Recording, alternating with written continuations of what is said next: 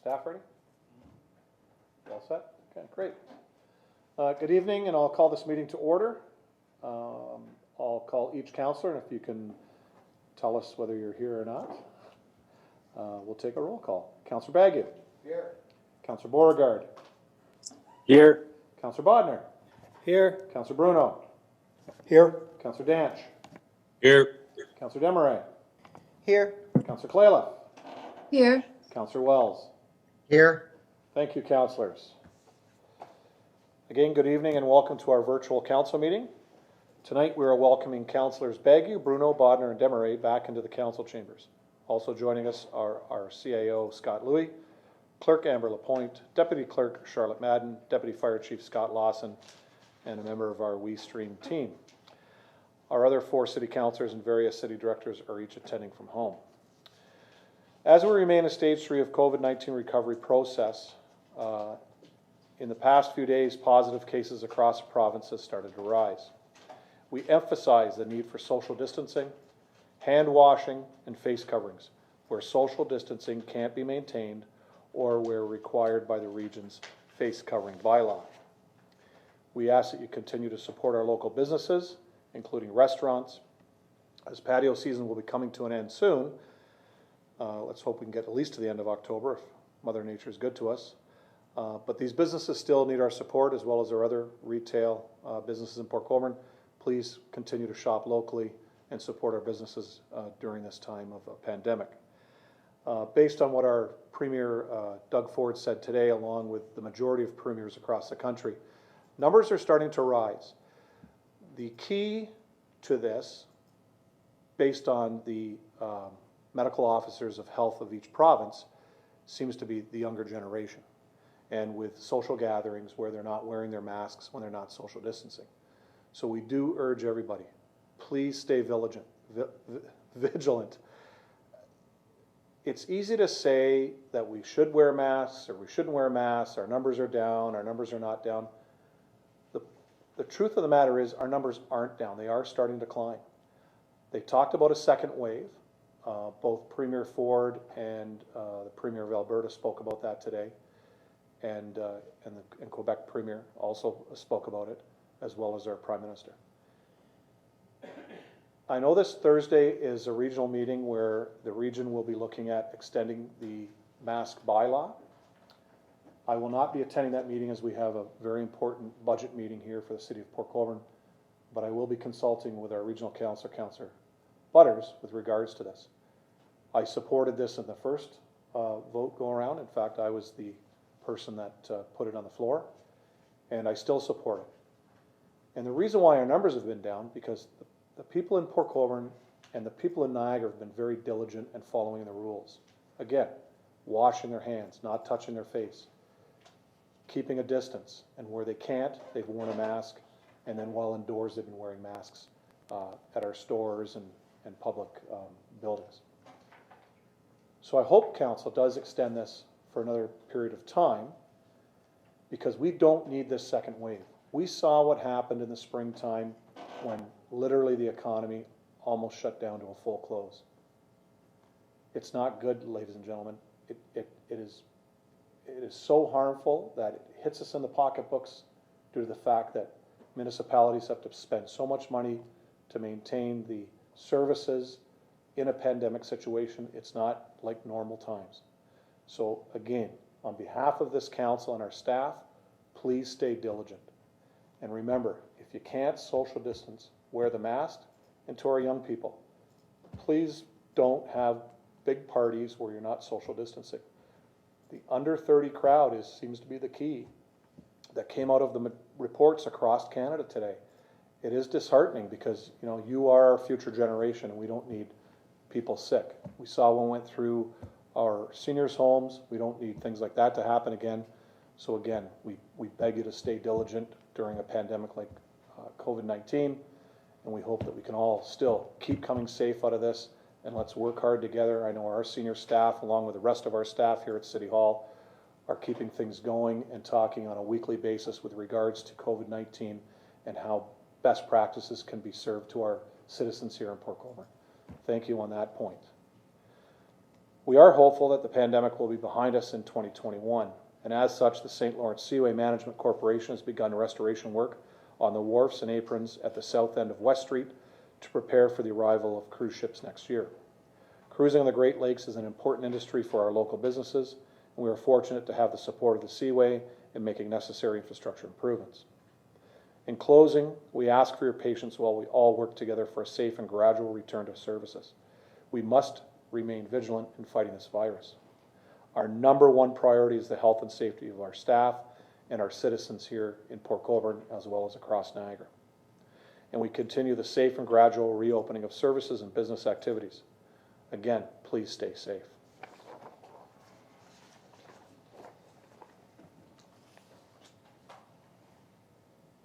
Madam Clerk, are there any introduction of addendum items? There are none this evening. Confirmation of the agenda. I have mover as Councillor Wells, seconder is Councillor Bodner. Any questions? Seeing none, please raise your hand. All in favor? That is carried.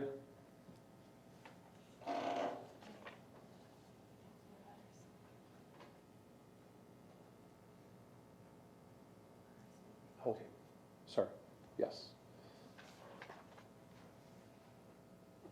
At this time, we will now go to Regional Councillor Butters to provide her regional update. Thank you.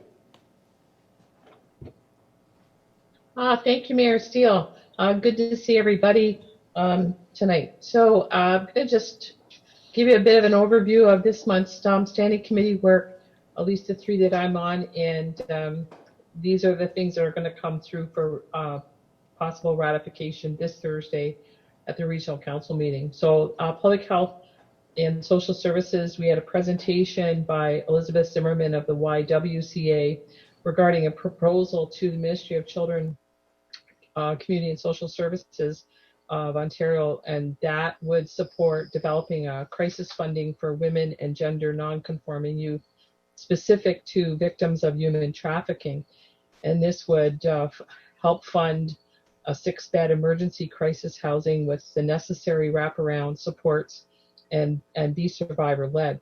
And one of the reasons that I bring this to your attention is because it was found that there is a disproportionate amount of actually Port Colborne young women who are victims of human trafficking, and that in itself is disturbing, as well as a disproportionate number of Indigenous girls and young women. So part of the funding also is about prevention, and it's pretty integral to dealing with human trafficking. I think it's pretty shocking that Niagara is a hub for this. So it really is important that we work together with partners and acknowledge that it exists to address and prevent further harm. And I want to let you know that the committee supported their proposal to the ministry. So in corporate services, we had a presentation regarding funding the West Lincoln Memorial Hospital and what role the region will play. Municipalities are now required to help the province fund hospital builds or redevelopment. So an important motion was passed to develop a fair and equitable method to fund these types of things. Just for your information, the West Lincoln Memorial ask was $14 million, and that's constitutes 7% of the actual build. So sometimes Councillor Bagu likes to know the COVID impact, so I wrote some numbers down on that. So 55.3 million gross. We did receive 12.1 or 2 million from the province, and so after mitigation, there's a 38.5 million net impact still. They are forecasting about a 7.6 million deficit after mitigation, and it looks like we will definitely need phase 2 funding to help cover this. And so far, there's no plans to dip into the taxpayer relief fund to do that. Under the planning committee, there was a presentation by Jocelyn Baker regarding the Ramsar designation for the Canadian side of the Niagara River, and they were looking for an endorsement by the Niagara region to go along with that application. So it basically acknowledges the Niagara River as a globally significant place. Ramsar designation really highlights and strengthens our commitment to that global perspective, and it really opens the door to global convention, to experts, knowledge around the world to make use of their expertise for wise and prudent action on the conservation of this water-based ecosystem and the biodiversity that is there. Ramsar itself is going to be 50 years old next year, and it's in 171 countries around the world. There are 37 Ramsar sites in Canada that are uniquely special places. The Niagara River meets all 9 of the necessary criteria listed in Ramsar, and the US side is already designated, and it met 8 out of the 9. So I want to just let you know it is a voluntary, not regulating type of thing. It promotes conservation through international cooperation. It contributes to increased pride, increased tourism. Also, oddly enough, increased funding for tourism, economic development, and resource management, and increases marketing opportunities. So there really is an inherent value to having access to that international advice and expertise, and that motion to support the Ramsar was carried. And last but not least, in the discussion that will happen at this week's regional council meeting is exactly as Mayor Steele indicated regarding the masks and the face covering bylaw that is due to expire on October 1st, and whether or not to extend it.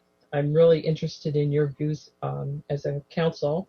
And further to that, I just want to mention that there was 969 total cases in Niagara, and sadly, there was 5 new cases yesterday and 7 new cases today. So we really, Mayor Steele's words about being vigilant and being on the ball on this are just incredibly important. And with that, I'm finished up, and I'm happy to take any questions or your comments. Perfect, thank you, Councillor. Councillors online, does anybody have any questions for Councillor Butters? To my left, Councillor Bodnar. Thank you, Mr. Mayor. Through you to Councillor Butters. Barb, when you say you'd like to know what council feels on the mask bylaw, do you want just individual emails to you, or? Sure, however you want to communicate that. I already know where Angie is, because I actually had a kind of just a very informal poll up on my Facebook, and a lot of people responded whether they wanted them or didn't want them, and actually the vast majority was in favor of extending the mask bylaw. So, but yeah, absolutely, reach out however is comfortable for the councillors. How about I do it right now? Put me down Sure. for keep the mask. Okay, Okay, thanks. You got it? thank you. Councillor Baggio? Thank you, Mr. Mayor. You put me on keep it covered. Thank you. Thank you, Councillor Bagu. Councillor Bruno? Thank you, Worship. Mark me down the same, Barb, as a yes for the mask. I had a question for you with respect to, you mentioned about Grimsby Westlink and the hospital issue there. Yes. So is that an ask on, I guess I'll call it local government participation? So is that an ask of the region, that dollar amount? Yes.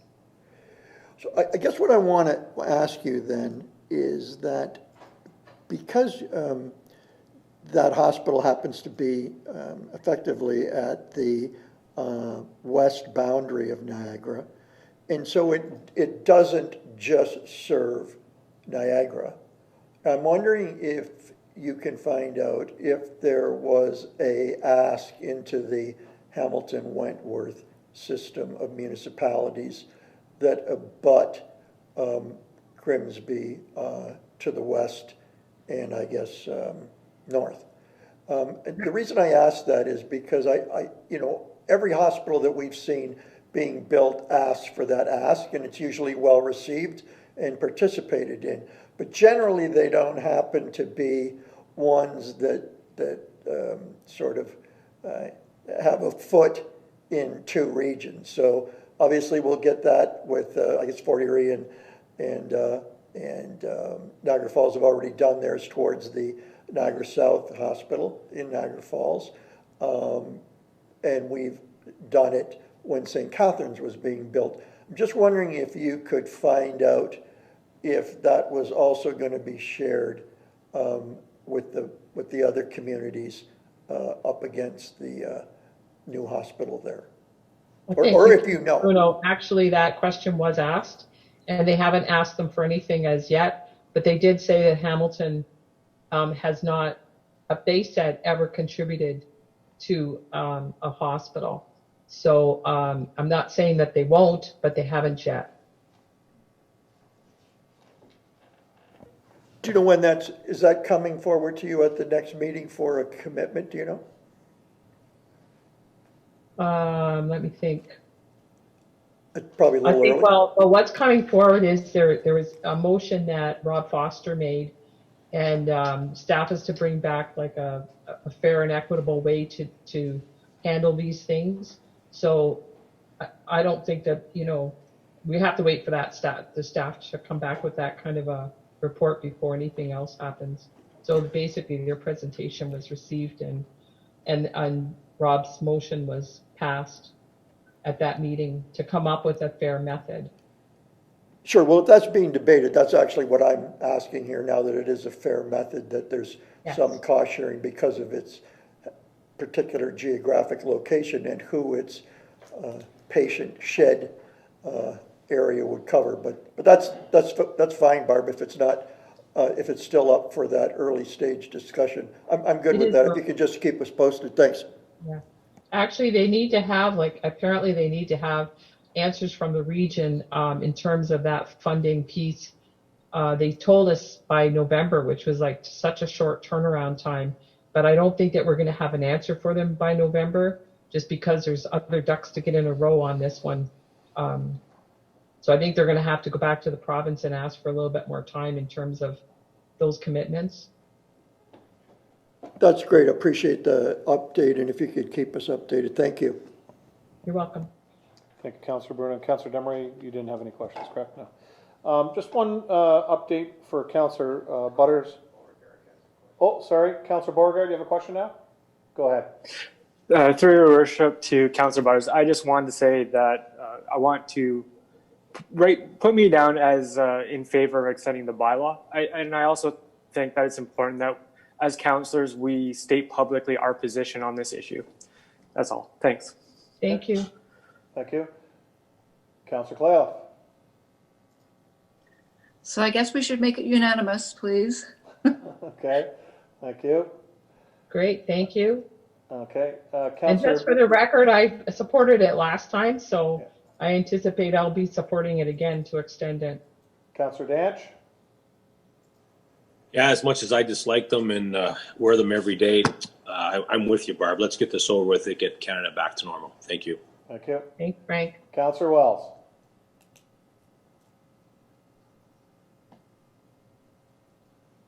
Count me in too, Barb. Thanks, Harry. There you go, Councillor Clayoff. It's unanimous for this council.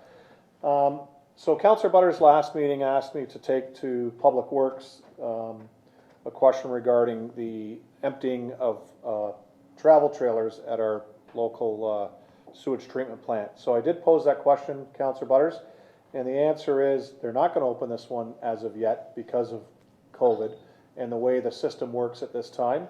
But what they are going to do is actually put a separate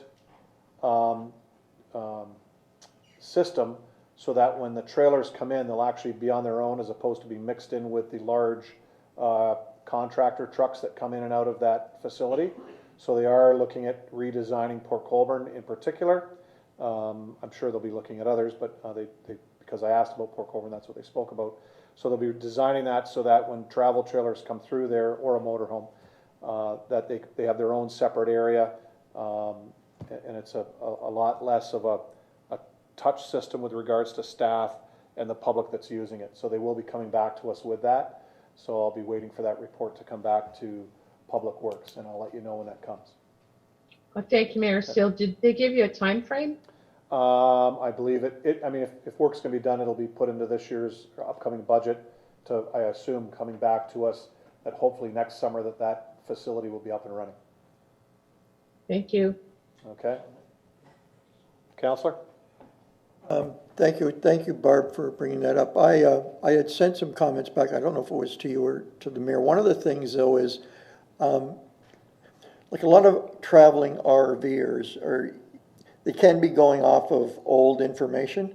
And so, everyone was directed to the Rosedale plant there. But if you actually go to that gate, there is no instruction. So I'm just wondering, in the short term, somebody pulls in there at 6 o'clock at night on a Saturday or Sunday, it would be nice that there was a message there that points to some alternative locations, just for the traveling public. Okay. Thank I know you. Barb and I can both contact Public Works and let them know about that, so that's fine. We'll do that. Okay. Anything else, Counselor Butters? No, I think I'm good. Appreciate it, and as I said earlier, I won't be there Thursday, as I'll be here for our first big budget meeting. So I know you'll represent us well. Carry our vote forward. I will definitely do that, Mr. Mayor. Thank you. Thank you, Counselor.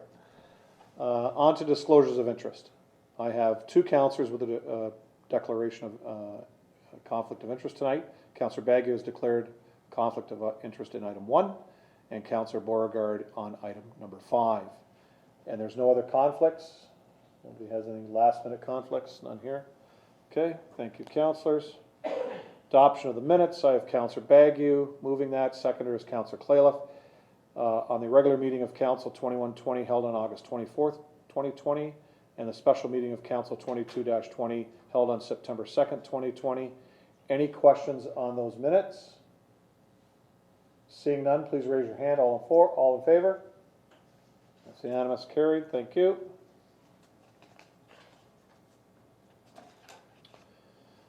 Determination of items requiring separate discussion. We have items number 1, 2, 3, 4, 5, 6, 9, and 10. Any other, yeah, somebody forgot 7 and 8. Any other items? Okay. I have councillors Beauregard and Damaris moving the approval of the few items that don't require separate discussion. All those in favor, please raise your hand.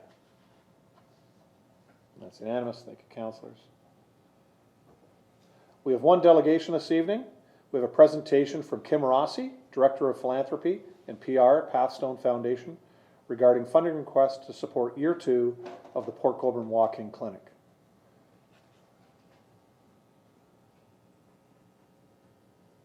Hello, Kim. How are you? Just take Muted. your, there you go. Oh, you Go. need, there you go. There we go. Okay, great.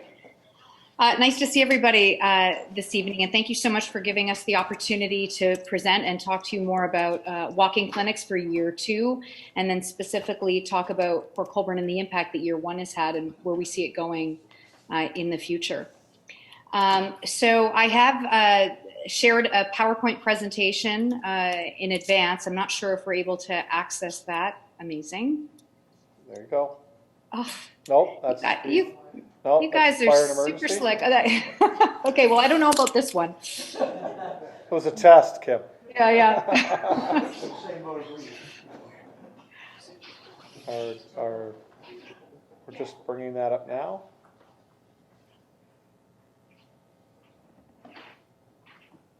There Perfect. we go. Great.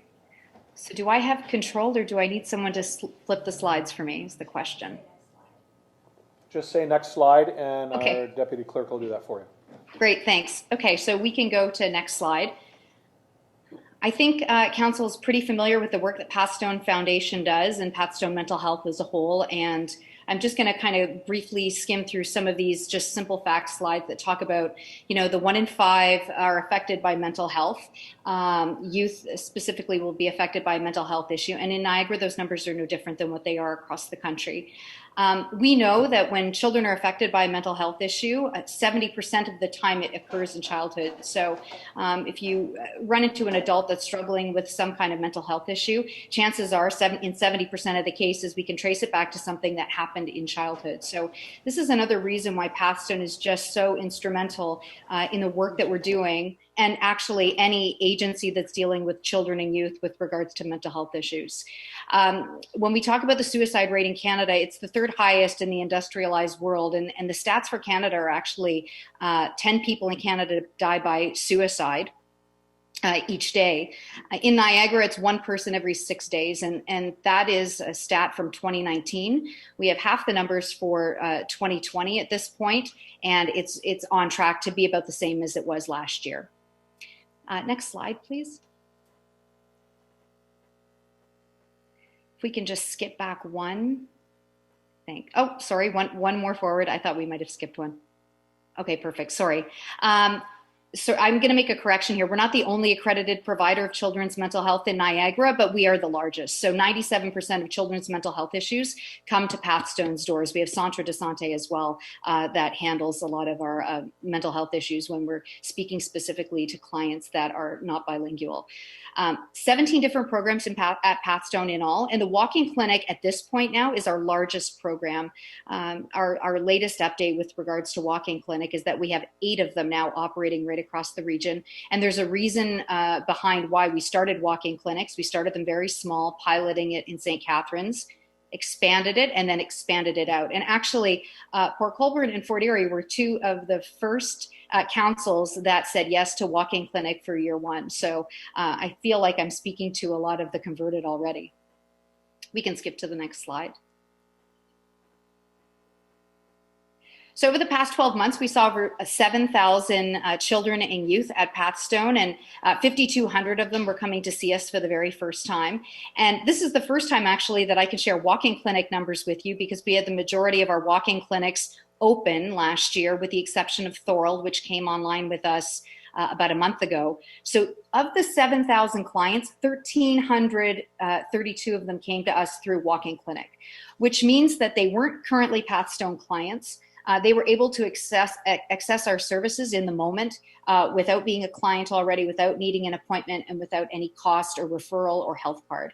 And that was really instrumental in us designing the walk-in clinics. We wanted to make sure that there was 0 barriers to service, and that parents and children and youth could come and see us in the moment that they were feeling what they were feeling.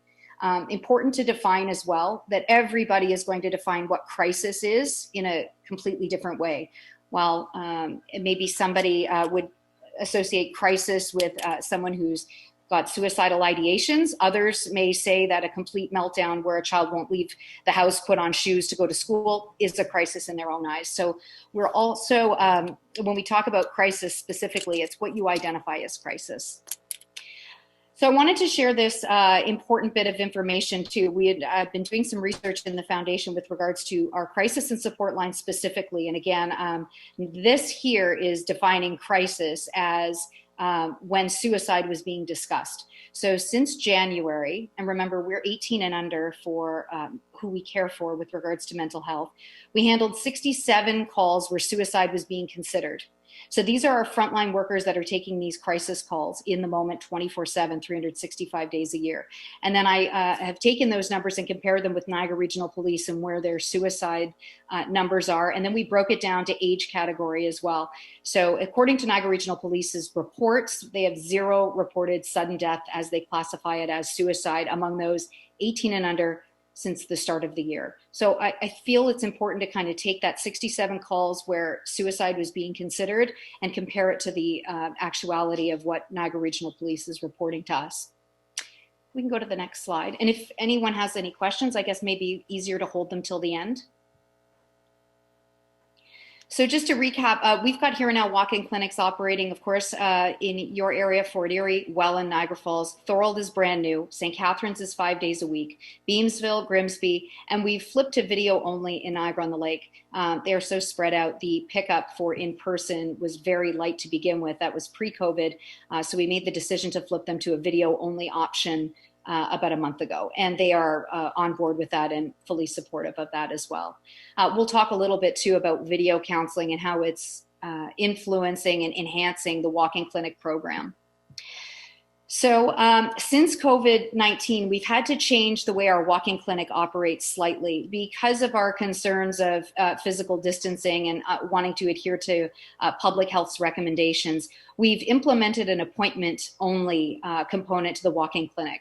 And initially, we were concerned with the fact that people may not come if they're forced to make an appointment to visit walk-in clinic. And actually, it's had the opposite effect. We're seeing more kids come to us through walk-in with an appointment. So they can call the crisis and support line to make that appointment the same day they're looking to be seen, or a day in advance, whatever. We will always get them in that day that they want to see us. So that's one of the promises that we make. We can also triage them better. So for example, your clinic is on a particular day of the week. Somebody from Port Colborne calls crisis and support. We say, well, we don't have Port Colborne walk-in clinic today, but we do have Fort Erie, or we have Welland, and we always have St. Catharines. So we're able to triage them to the nearest walk-in clinic that will be able to see them that day if that's what they're wishing to do. In addition to the walk-in clinic offering, we have added video counseling. So as of Tuesday, September 9th, we introduced video counseling to the walk-in clinic platform. Same process. They call crisis and support to make an appointment. And if they're choosing to be seen via video, where they don't have to leave their house, their school, whatever, wherever they may be, 5 days a week, we then send them a link. They click the link and they're in a encrypted space meeting one-on-one with a Pathstone therapist via video. So again, as we talk about a potential second wave in October and maybe we're in stage 3 now. If we have to move back to stage 2 or stage 1, our walk-in clinic services and mental health support won't be impacted. And we know, according to the Ontario Parent Survey that was released about 2 weeks ago, it surveyed over 7,000 caregivers across the province of Ontario from looking at beginning of March to the end of June. And it looked specifically at mental health concerns, and it looked at the impacts of COVID-19.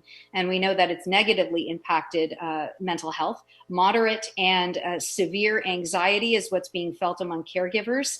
And most of the stresses are with the shutdown, financial stressors, lack of structure with their children, in-home learning. And so again, another reason why Pathstone needs to be able to be accessible and there for Niagara's families. We can move to the next slide.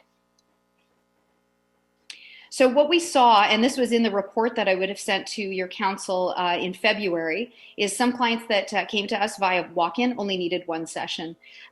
When we talk about Port Colborne specifically, walk-in clinics, mostly youth, were looking for support for depression and anxiety. And prior to COVID, students from Port Colborne High School were utilizing the walk-in clinic. It's a very short distance from where your walk-in clinic is housed, which is at Bridges Community Health Center. It's a 6-minute walk for those students. We can move to the next slide. So I'm just giving you some numbers on what the walk-in clinic costs to operate. As much as this is a foundation initiative as far as funding goes, there's no extra left here. So because we have the walk-in clinic housed at no cost at Bridges, we don't have a rental fee included. The $20,000 cost in year 1 for the walk-in clinic 1 day a week in Port Colborne stands for year 2. And we're also adding the video counseling component, which has been completely paid for by donors. That involved the purchasing of a number of laptops, software systems, encrypted end-to-end platform technology, and then training, as well as now staffing the video counseling option at Pathstone. So that's a further enhancement to your walk-in clinic in Port Colborne that wasn't there last year, and we're keeping it at the same cost because we were able to get that video counseling platform fully funded. So when we look at the 5 day a week walk-in clinic in St. Catharines, it's just over $203,000 a year. That's for 2020's cost. And then we're able to keep the $20,000 cost at all the satellite walk-in clinics, with the exception of Niagara-on-the-Lake. The video only option is a $10,000 cost for them. Next slide, please. So just to recap, what we're looking for from council today is a further conversation about consideration of year 2 walk-in clinic. And again, it's a $20,000 cost. You already have Bridges Community Health Center on Elm Street confirmed as your location again, and they're happy to host it. We did notice, even with COVID, when we opened up our doors again for in-person visits, we thought most of the kids and clients would want to come to us via video. We saw a huge uptick in clients that wanted to sit in front of a therapist. And we do know that that's definitely more effective therapy. Therapists can see body language and any kind of fidgeting, that sort of thing, lack of eye contact. And it's a little harder to sometimes pick it up on video counseling. The other reason we prefer, if we can, in-person versus video is when you look at the age of the children that we're seeing, and we're talking about youth up to age 18, a lot of times they don't have the same privacy that we as adults may have to speak openly and freely, while in an in-person walk-in clinic, they definitely have that confidence to speak more freely. Next slide, please.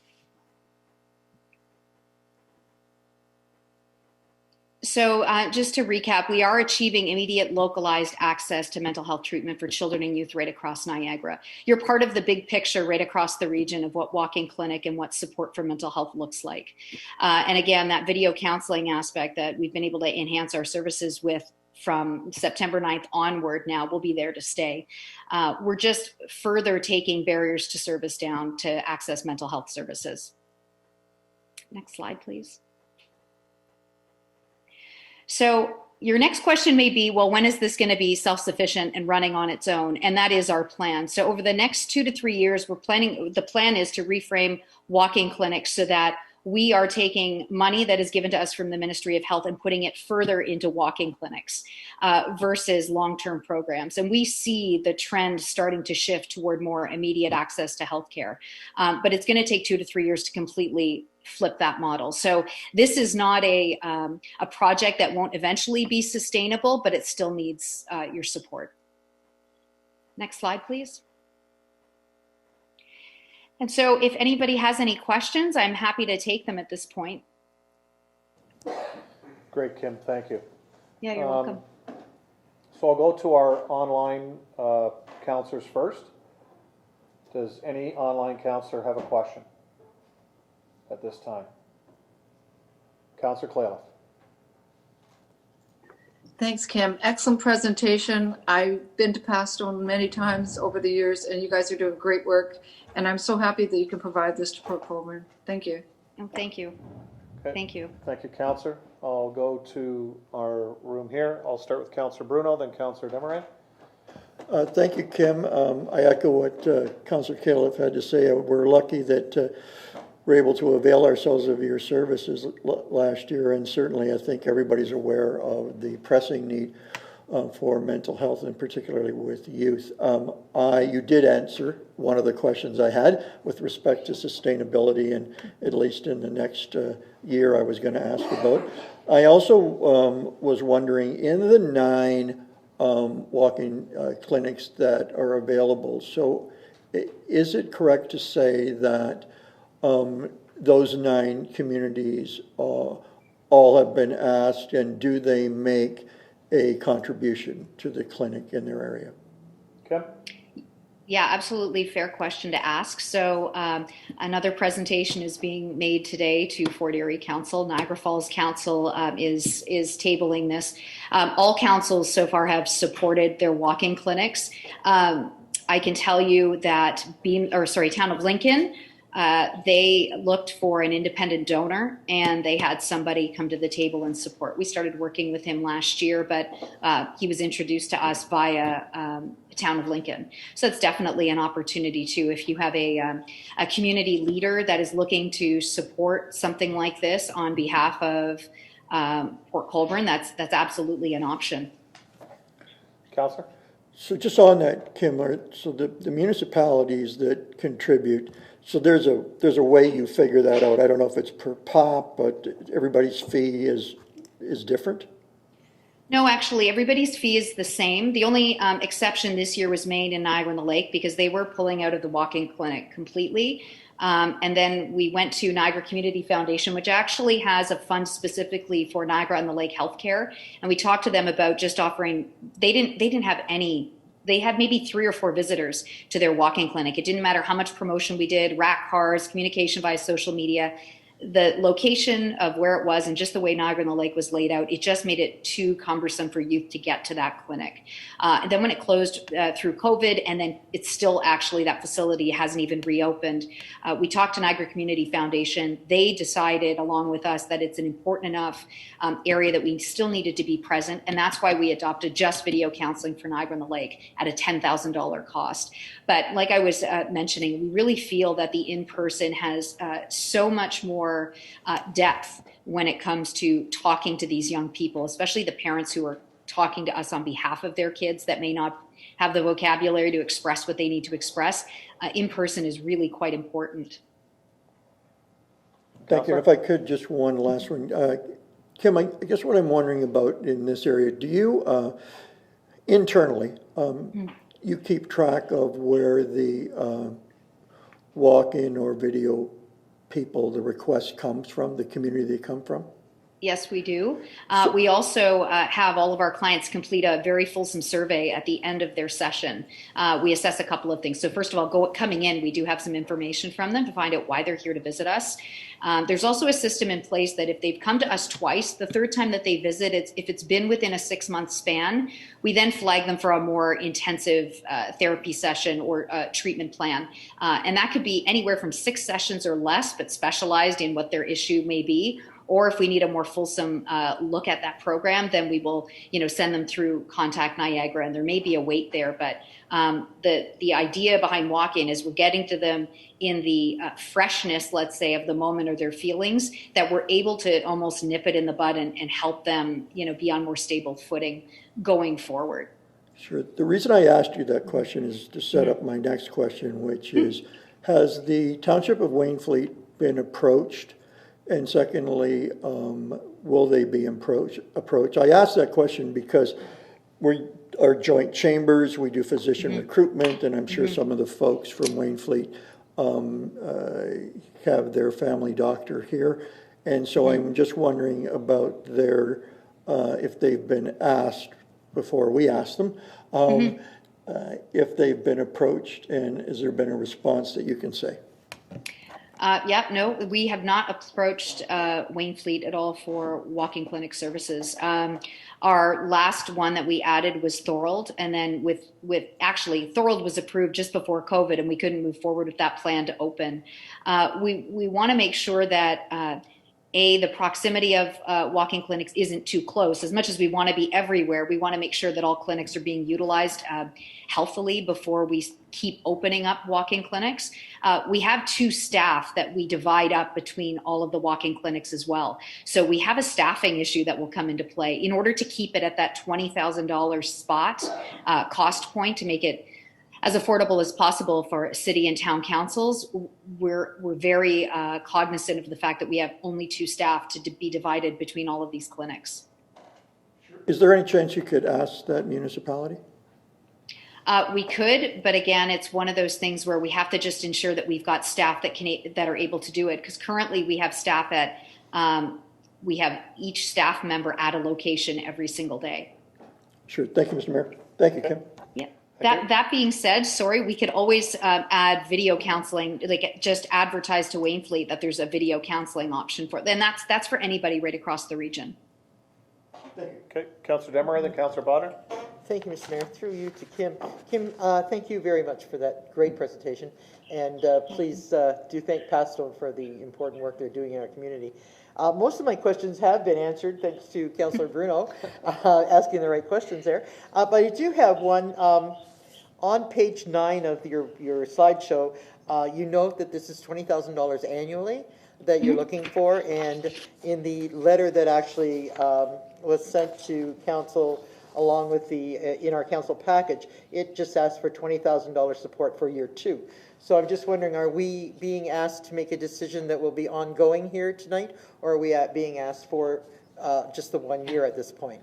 let's just say bad choice of words in slide number 9. It's a $20,000 annual cost, but no, we're just approaching you today for year 2 funding. Okay, thank you. So that's very clear then. And I do But if thank we- you. My other questions are actually for staff, where possible. I'm a little bit confused that this presentation is coming in this manner to us, and I'm wondering why we're not having this through our Health Services Committee. Has this gone through the Health Services Committee? It is a health service, so I'm wondering that. Staff? Thank you, Mr. Mayor, and through you to Councillor Desmarais. Yes, normally and typically this request would go through our Health Services Committee. We are in the process of working on getting that committee resuming their activities, but at this point in time that has not yet taken place, and hence the manner of the presentation and the request this evening. Okay, thank you, Ashley. I would just like to say that I would feel more comfortable having Health Services Committee look at this and bring that recommendation to Council. That to me would be the proper way to deal with that. But we do have some members of the Health Services Committee here tonight, and maybe they would want to speak to it. I'm not sure, but I'll just leave it with that and say thank you to all involved. It's really important work. It needs to not just be extended, but I think it even needs to grow more and take on maybe a few more options for our city. But thank you. Thank you, Councillor. Councillor Bodnar? Thank you, Mr. Mayor. Just a clarification to Councillor Bruno, because I think the presenter took his question different than what I took it. I just want a clarification.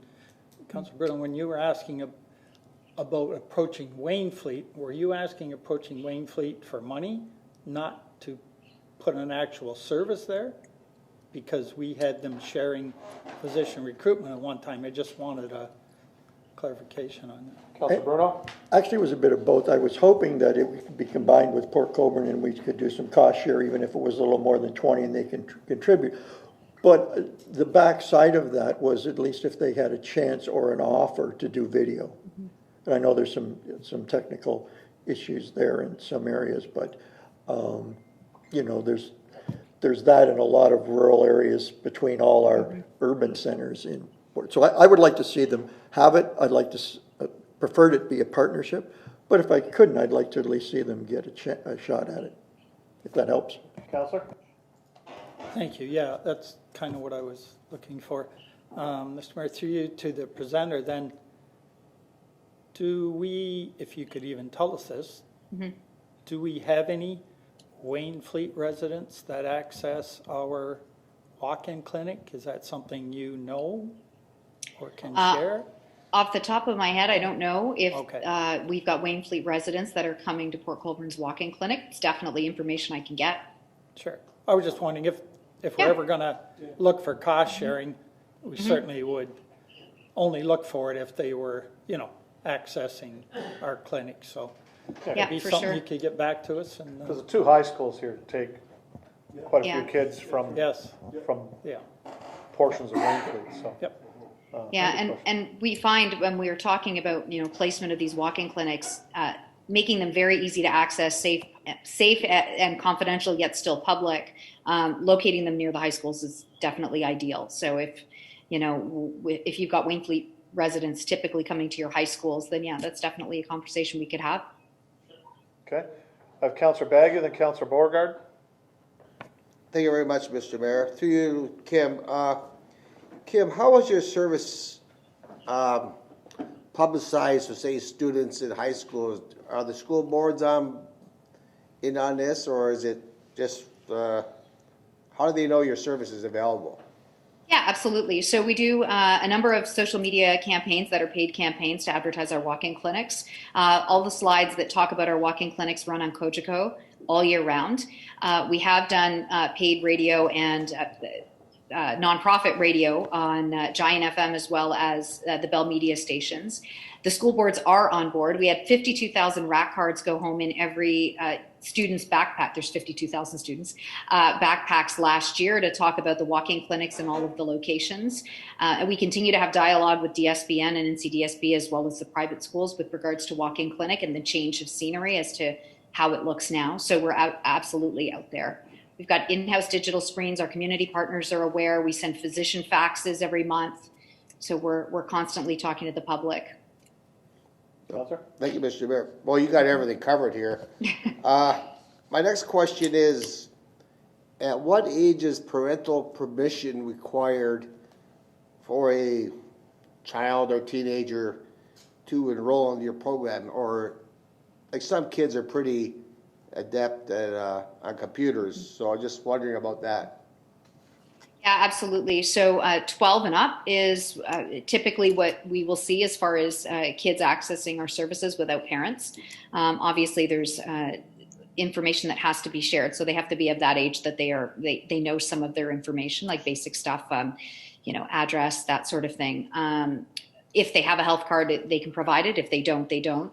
But then there's definitely certain conversations that happen in those therapy sessions that therapists will then have to contact parents. If there's, when we talk about conversations that involve suicidal ideations, that sort of thing, there's definitely, just like you would with a physician, there is that clause that then we bring in parents.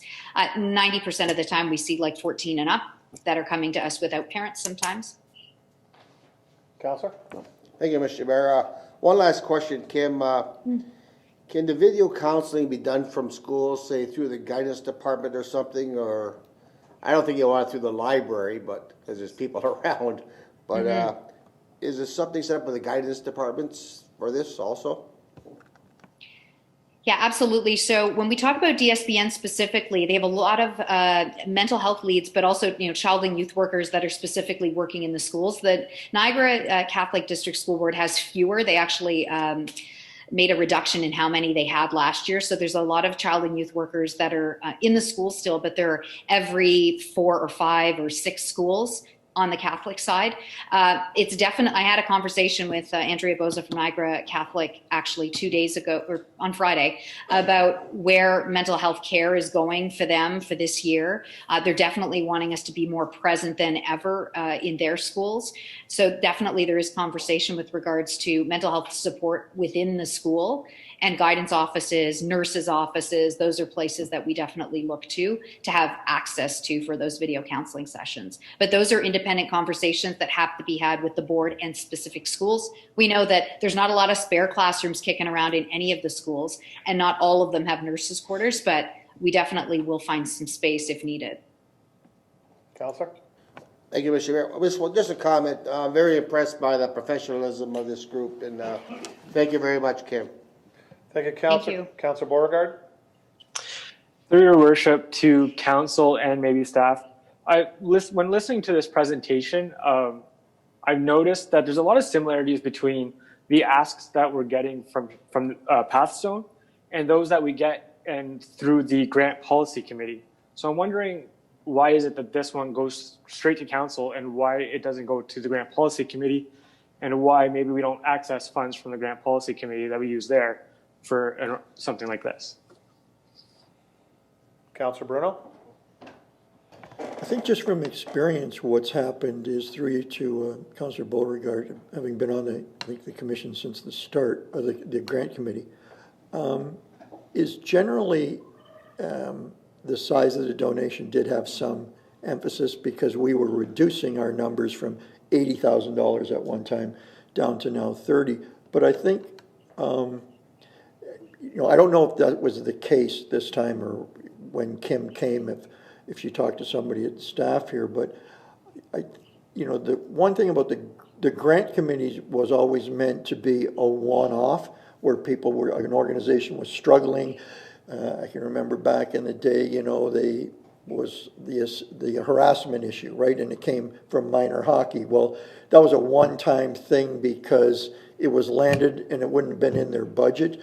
If you think of most of the requests although they can be repeat issues, they're generally one-off programs. But again, to Councillor Beauregard, I don't know if that's why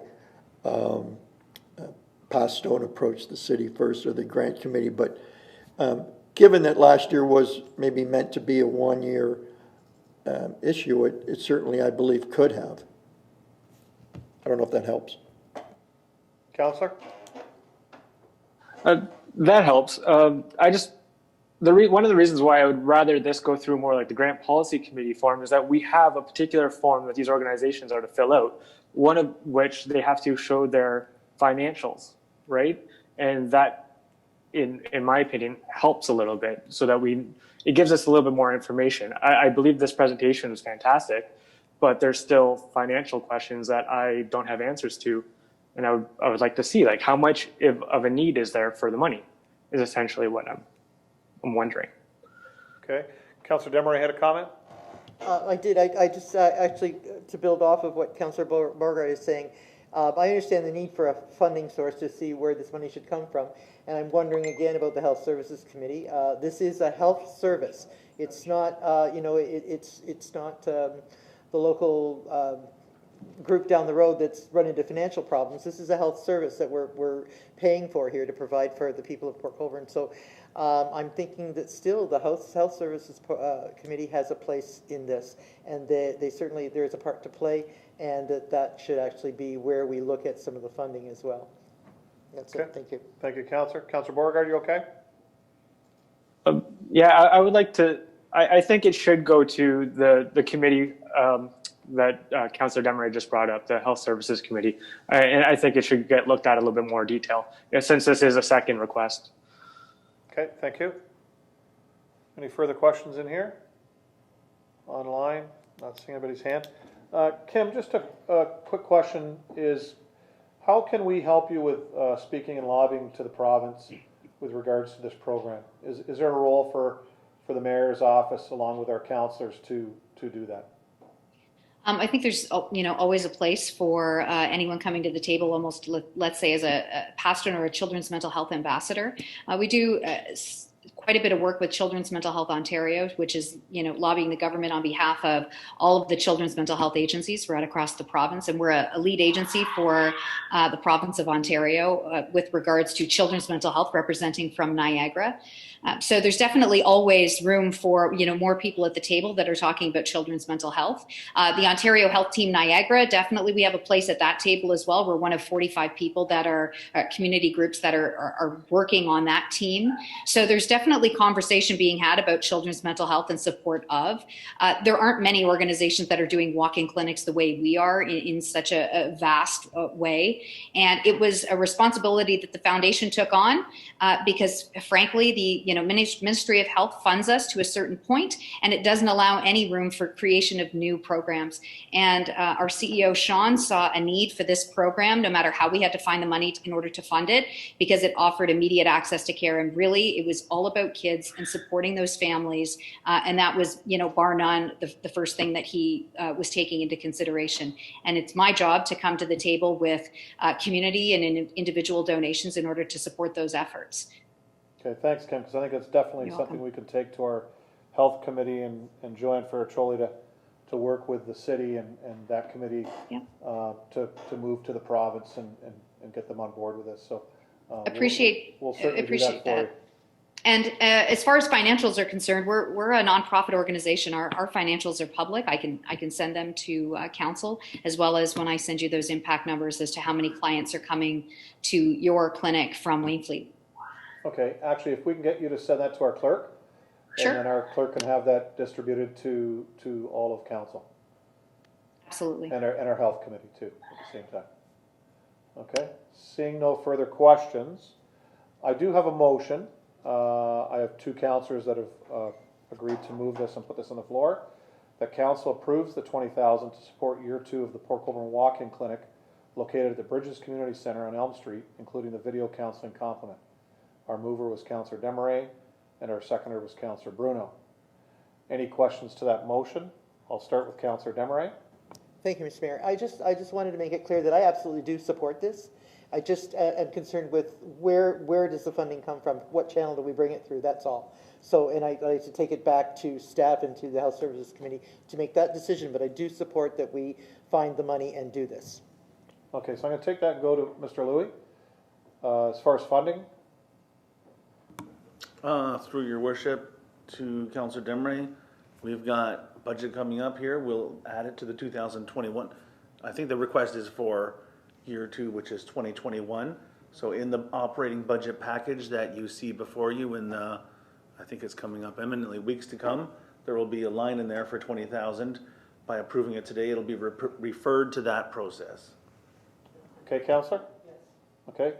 Counselor Bruno, you're a seconder. Do you have any questions or anything? Anybody else have any questions on this? Okay. All in favor, please raise your hand.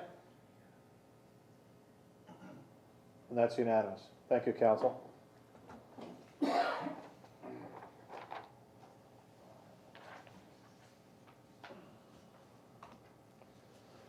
And thank you, Kim. You're all set. Thanks so much. I appreciate it. I appreciate the support and the ears tonight for sure. Take care. Thank you. Okay, Council, we're on to consideration of items requiring separate discussion. First up is item number 1, Planning and Development Department Bylaw Enforcement Division Report 2020-106, subject fence variance of 128 McCain Street. Our mover is Councillor Bruno. Our seconder is Councillor Beauregard. We do have the owner of the property, Rachel McPherson. She is here via Zoom. Staff will bring Rachel in.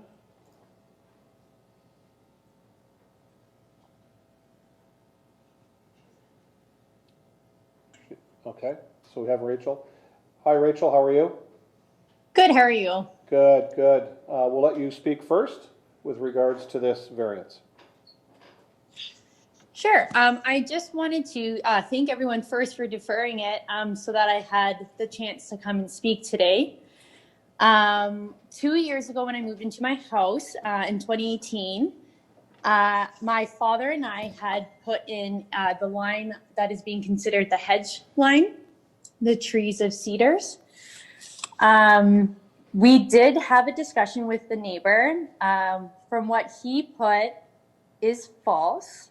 My dad and him spoke about if the tree was okay where it was, and he had agreed that it was. And then just this May, we put up a new fence adjoining the old fence that has been there since 2009. And then he had spoken up about how he wanted to tear down both fences that he couldn't see. So he did voice those concerns. We didn't see that there were any new safety concerns when we had put up the new fence because it was adjoining the old fence.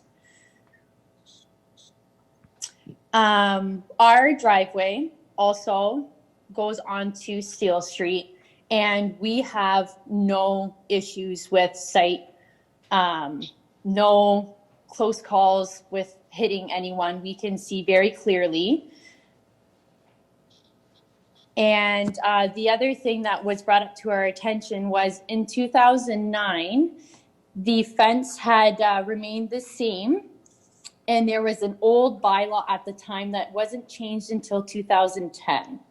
The bylaw at the time, the fence had complied with. So from what I understand, it should be grandfathered in. Okay. You're all set? Yes. Thank you, Rachel. Councillors, does anyone have a question? Councillor Bruno. Thank you, Worship. Thank you, Kim, for coming tonight. Just on the grandfathering point. Rachel. Sorry, Rachel, I beg your pardon. The last person was Kim. Sorry about that. Just on your comment about grandfathering, I see the 2009 photo, but the fence then in 2012 is not there. So when you put it back up or change the step down in the 2012 and 14 photo, you're into the new bylaw. If, like, you can't have a grandfathered fence, take it down, and then put a new one up and use grandfathering, to the best of my knowledge. I mean, we can check with Ms. Hanson. So I don't know if you have a comment on, the origin of that thought. And I had one other question for you, Rachel. Maybe let me ask staff that. Councillor, is that all right? Sure. Because they could probably clarify this the best. Mrs. Hanson, can you clarify as far as grandfathering and how those work when items may have been removed over the years? Thank you, Mr. Mayor. Grandfathering is not a bylaw, or the fence bylaw is not a bylaw that gets grandfathered. If there is a visibility or site problem, then the new bylaw takes effect and they have to comply with the new bylaw. Grandfathering is done with the zoning bylaw, but other bylaws we don't grandfather in. Okay, Counselor? Thank you. And just the other one, Rachel, just on the 218 photo, were you there then? I know that house has gone through a nice renovation and you guys have fixed it up a lot. Looks great. I'm just wondering if you were there in 218. Oh, take your Mute, huh? mute off. Sorry. Thanks, Rachel. I moved in November of 2018. So I guess just looking at this is, you're there in 2018, there isn't a problem, but there isn't that piece of fence.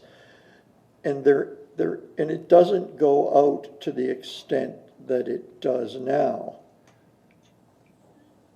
So I guess where I'm going with this, it seems that the neighbor didn't have an issue, if it's the same neighbor, perhaps you can answer that, until the fence got changed, which clearly is more prohibitive, because obviously it's higher and it extends out further. So I'm sorry, I didn't get your, did you say he was there and there was no issue?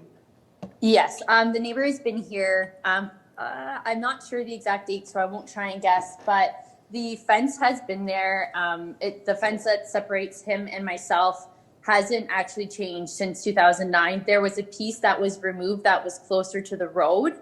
But the whole time that I had lived here, there had been no issue until recently, since I made an adjacent fence. The wooden fence hasn't made any new, there's no new visibility, no new visibility issue. But the hedges do sit in front of the fence. I have sort of suggested that I can remove those if they are an issue. I don't mind at all. But the fence that we put up goes just as far in as the fence that had been there for 11 years. So if I could, here's what I don't quite understand how, if you look at the 2009 photo, the fence goes all the way up to the pole. Yeah. And it doesn't, well, I can't see on the 9, but it doesn't have a step down. By the time you get to 212, it has a step down for sightline. By the time you get to 218, that section is out, and that's why I'm referring to it. It doesn't even need a step down because the visibility is that much clearer. And Yes. You're there and the neighbor's there. So to me, the only thing that's changed is what's happened since 218, which happens to coincide when there's been this dispute. Yes. The only thing that has become more of an issue with visibility would be the hedge line. Well, since 218, the fence is actually now moved out to the pole, correct? No, Or no, sorry, it's I not. beg your pardon. It's now no longer has its step down. No, Cutout. the part that was taken back, that hasn't changed, and we just built off of that adjacent to it. It doesn't come any more forward than it shows in that picture. Sure. It's parallel with the road, the fence that we built, and it doesn't come any more forward into the site. Sure. That's all for Rachel, Mr. Mayor. Okay. I have a question for Ms. Hanson, but that can come later. Yeah, we'll wait till we finish with our delegation here. Councillor Beauregard? Through your worship, to I guess Rachel. So Rachel, just to make it clear, the part of the fence that is abutting your neighbor's property, that has been there since the old bylaw, the one that Yes. predates the current bylaw, correct? Okay. So Mr. Mayor, I have a question for Sherry. So I don't know if you want me to wait or do you would like that to do, like me to say that now? Yeah, you can ask. Yes. Okay. So Sherry, I have the bylaw pulled up right now. If you look at section 10.1, it says the provision of bylaw 1170/117/81, which is the former bylaw, as amended, continue to apply to any existing fence in good repair that is in compliance or where a variance has been granted by council and continues to comply with the requirements of bylaw 1170/117/81 on the date of passing of this bylaw until such time as the existing fence is replaced or undergoes substantial repair. So to me, that shows that this fence can potentially be grandfathered in. Ms. Hanson? Through you, Mr. Mayor, to Council Beauregard, if you read that section as you just stated, that is if the fence is in compliance and has not undergone any changes or repairs. The fence has undergone changes and therefore is no longer a fence that can be grandfathered. If the existing fence stayed as is, there would be no issue and it would be in compliance with the previous bylaw. But if you, again, undergo any changes or repairs, such as raising the height of it, adding another piece, and now no longer in compliance with the 4.5 triangular setback, then it is no longer in compliance and therefore cannot be grandfathered. Counselor? Okay, so yeah, so that's why I kind of asked the question. And this is what maybe I need your clarity, Ms. Hanson. Since that back fence, the fence that abuts the property, that would be the obstructing the view. That has not changed and has not changed for several years, like for 10 years or more. And so if that part of the fence is in compliance and there's no change to it, whether you make additions or whether the additions are not in compliant, then maybe those additions can be the problem, but that back fence, the one that's been there for the amount of years, and in so long as it was compliant with the former bylaw, would it not then be fine to stay the way it is? And I'm unsure about that. I don't know what the answer is to that, and that's why I'm asking you. Ms. Hanson? Thank you, Mr. Mayor. Through you to Councilor Beauregard. The fence, if you look at the photos in 2018, the fence has a drop-down portion. In 2020, the fence is at full height now. There is no compliance with the bylaw as it has changed. So the fence that is between the two neighbors has changed, and the addition of the fence parallel to Still Street have been added along with the evergreens and hedges. Therefore, the fence can no longer be as a fence that is original from the bylaw and existing and being in compliance. Counselor? I have no further questions at this time. Okay, thank you, Counselor. Just point of clarification, just so everybody knows, in 2009, that fence extended almost to the telephone pole and then went north along the Steel Street property line to the driveway. Then in 2012, so between 2009 and 2012, that section was removed, and actually there was a bush planted at the corner of 128 McCain's driveway. In 2014, it was the same photograph. The bush is bigger, but the fence still went to the basically to the pole. But in 2018, you can see that there is still no north-south along the property. Fence is not there. The bush has been gone. But also, the step down that Mrs. Hanson speaks about has actually been removed. So they've taken it back, and if you look probably from the road edge, 10 feet or so, 12 feet, somewhere in there. But I know what Mrs. Hanson is talking about. It's actually a measurement from the property line, so that it still doesn't meet the current bylaw. So there have been changes to that fence over the last 13 years. To be quite honest, up until this, looks like it was, I don't know if the neighbor was involved then, but whoever was taking sections down must have talked to somebody because they've made the sight line even better. So I understand what Ms. McPherson is saying is the fact that all they've done is replaced the north-south section further back and then added the trees and then put the section in. So is it grandfathered, isn't it grandfathered? I mean, if it does state that if there's been work done, well, there has been work done going back to 2007 and a number of changes over this period of time. So I just want to make sure everybody's on the same timelines and how this fence has changed prior to Ms. McPherson purchasing the property. So I just want to make sure everybody's clear on that. Further questions, anybody online? Councillor Wells. Through you, your mayor, to Sherry. When does maintenance change to replacing of the fence? Mrs. Hanson?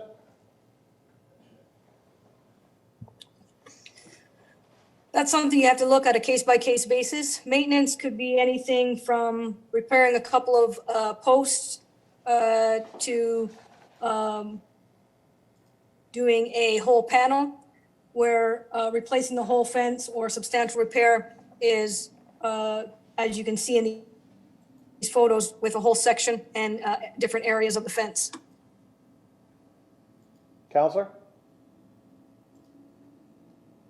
So what we're deeming is that the work that was done on this fence, the existing fence, was not maintenance, it has been replacement?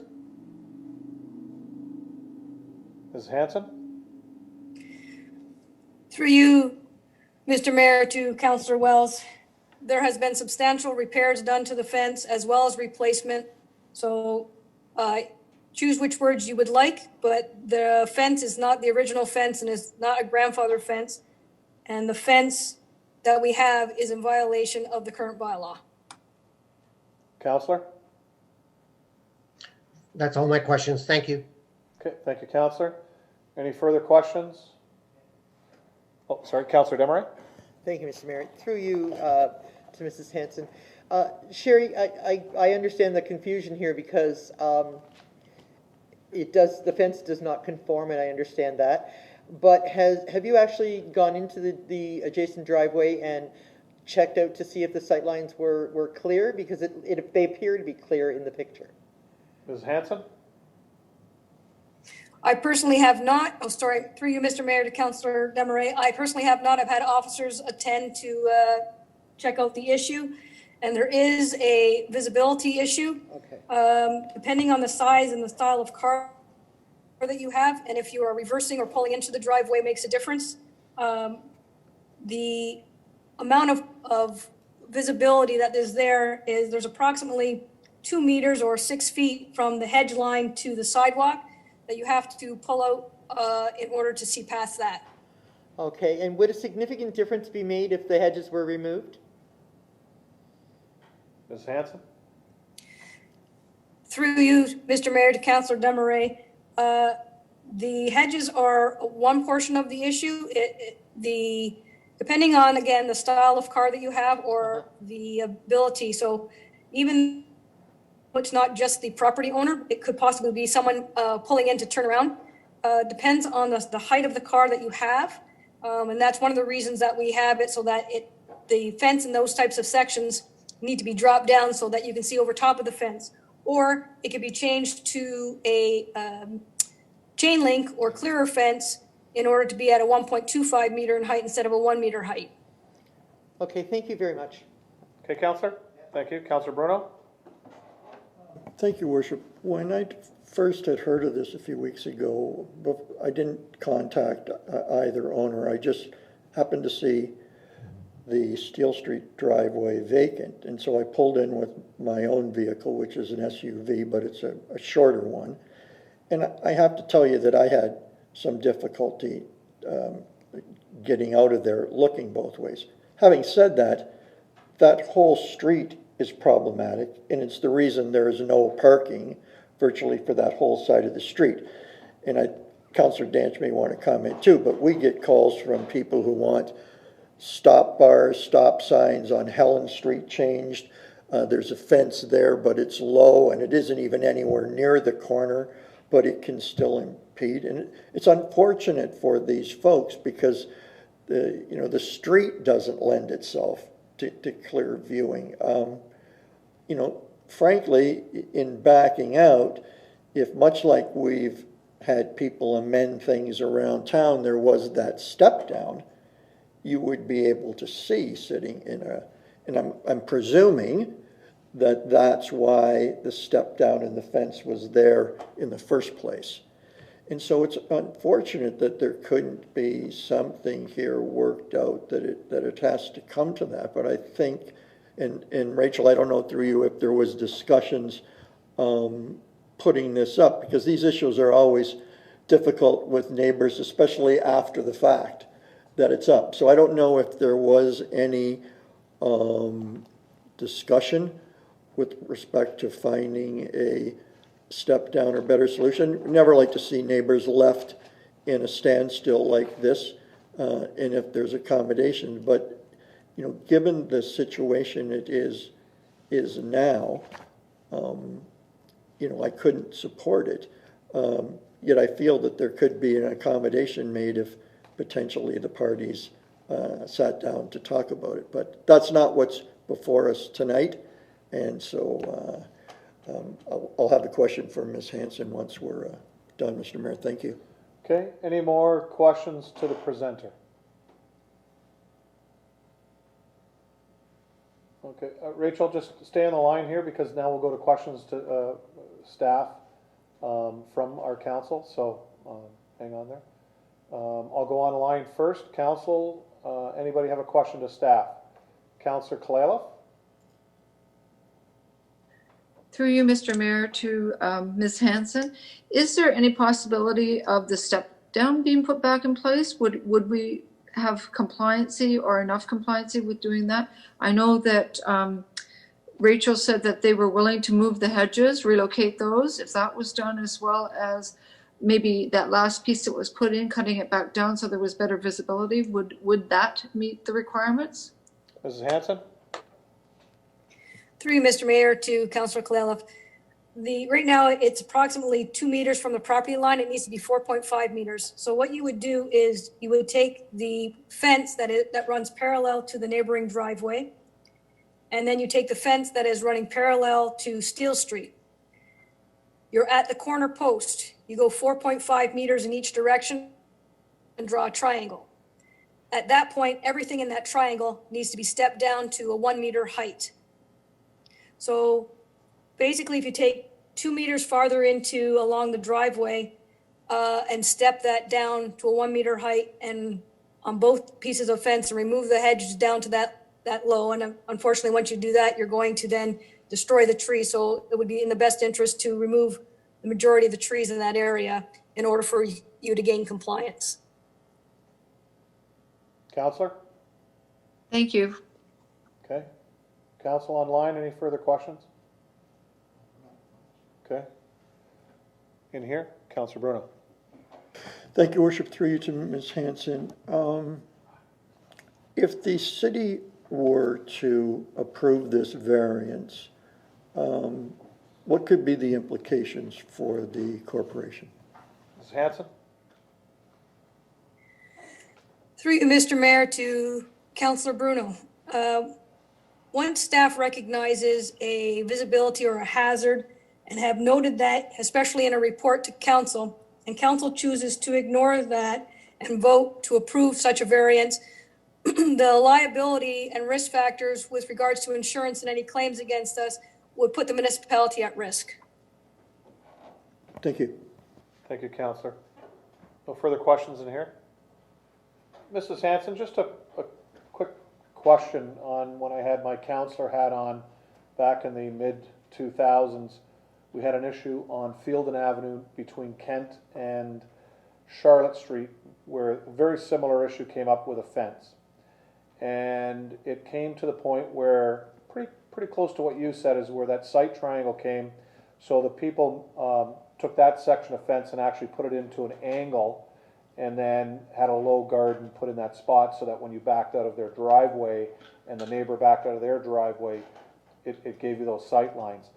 I know that's the old bylaw, but is that still an option for the proponent here? Or is the bylaw changed that much that we couldn't do that anymore? Yes, Mr. Mayor, that is an option, but the growth of the plants in that area can't be over 1 meter in height. So No, any vegetation that you put in there would have to still be a low-lying area. Correct, and I understand that. Obviously, the proponents said they can move the trees that are there, or the bushes that are there, relocate those, I guess. I'm just talking about the fence itself. I know it's a smaller yard. I knew the people that owned that in the 80s, and it's not the biggest yard in town, we know that, and Rachel's got a great house there, but just trying to work with our constituents here, it would cut off part of her yard. So I mean, I think the option that you've given here, where they actually step those two sections of fence down to the 1 meter height, which is approximately 3.5 feet, I guess, or 3.3 feet, I think, to be exact. It could be an option for the proponent here. So I just wanted to confirm if that was an option, but it does take probably a little bit more work than what you've proposed here. So seeing no further questions, Rachel, did you have any questions for clarification or anything to our staff?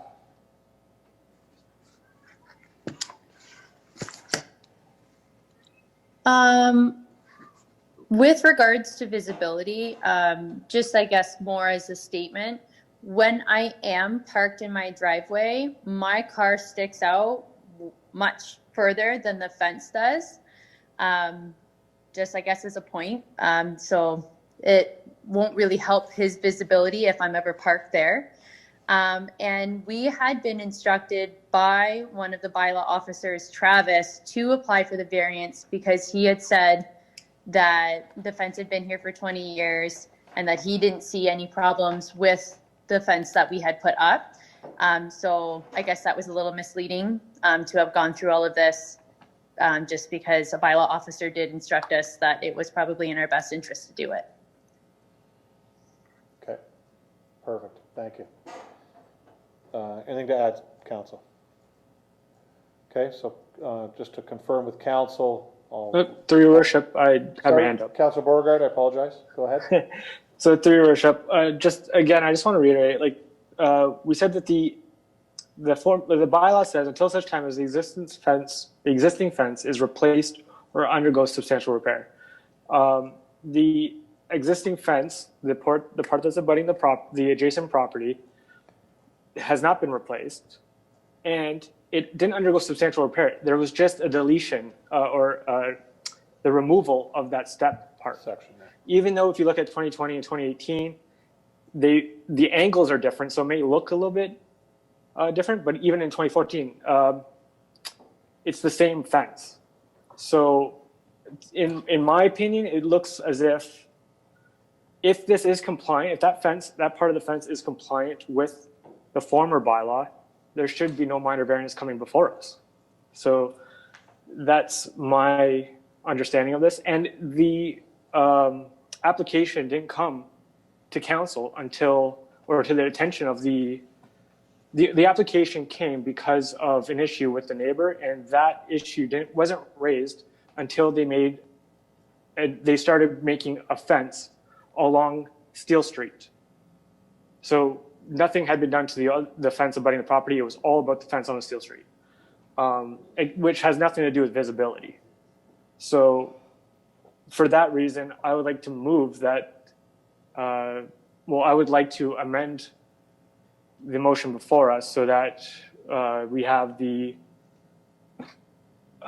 remove the hedges and the fence when we approve the variance with the hedges being removed as a condition. That'd be my motion.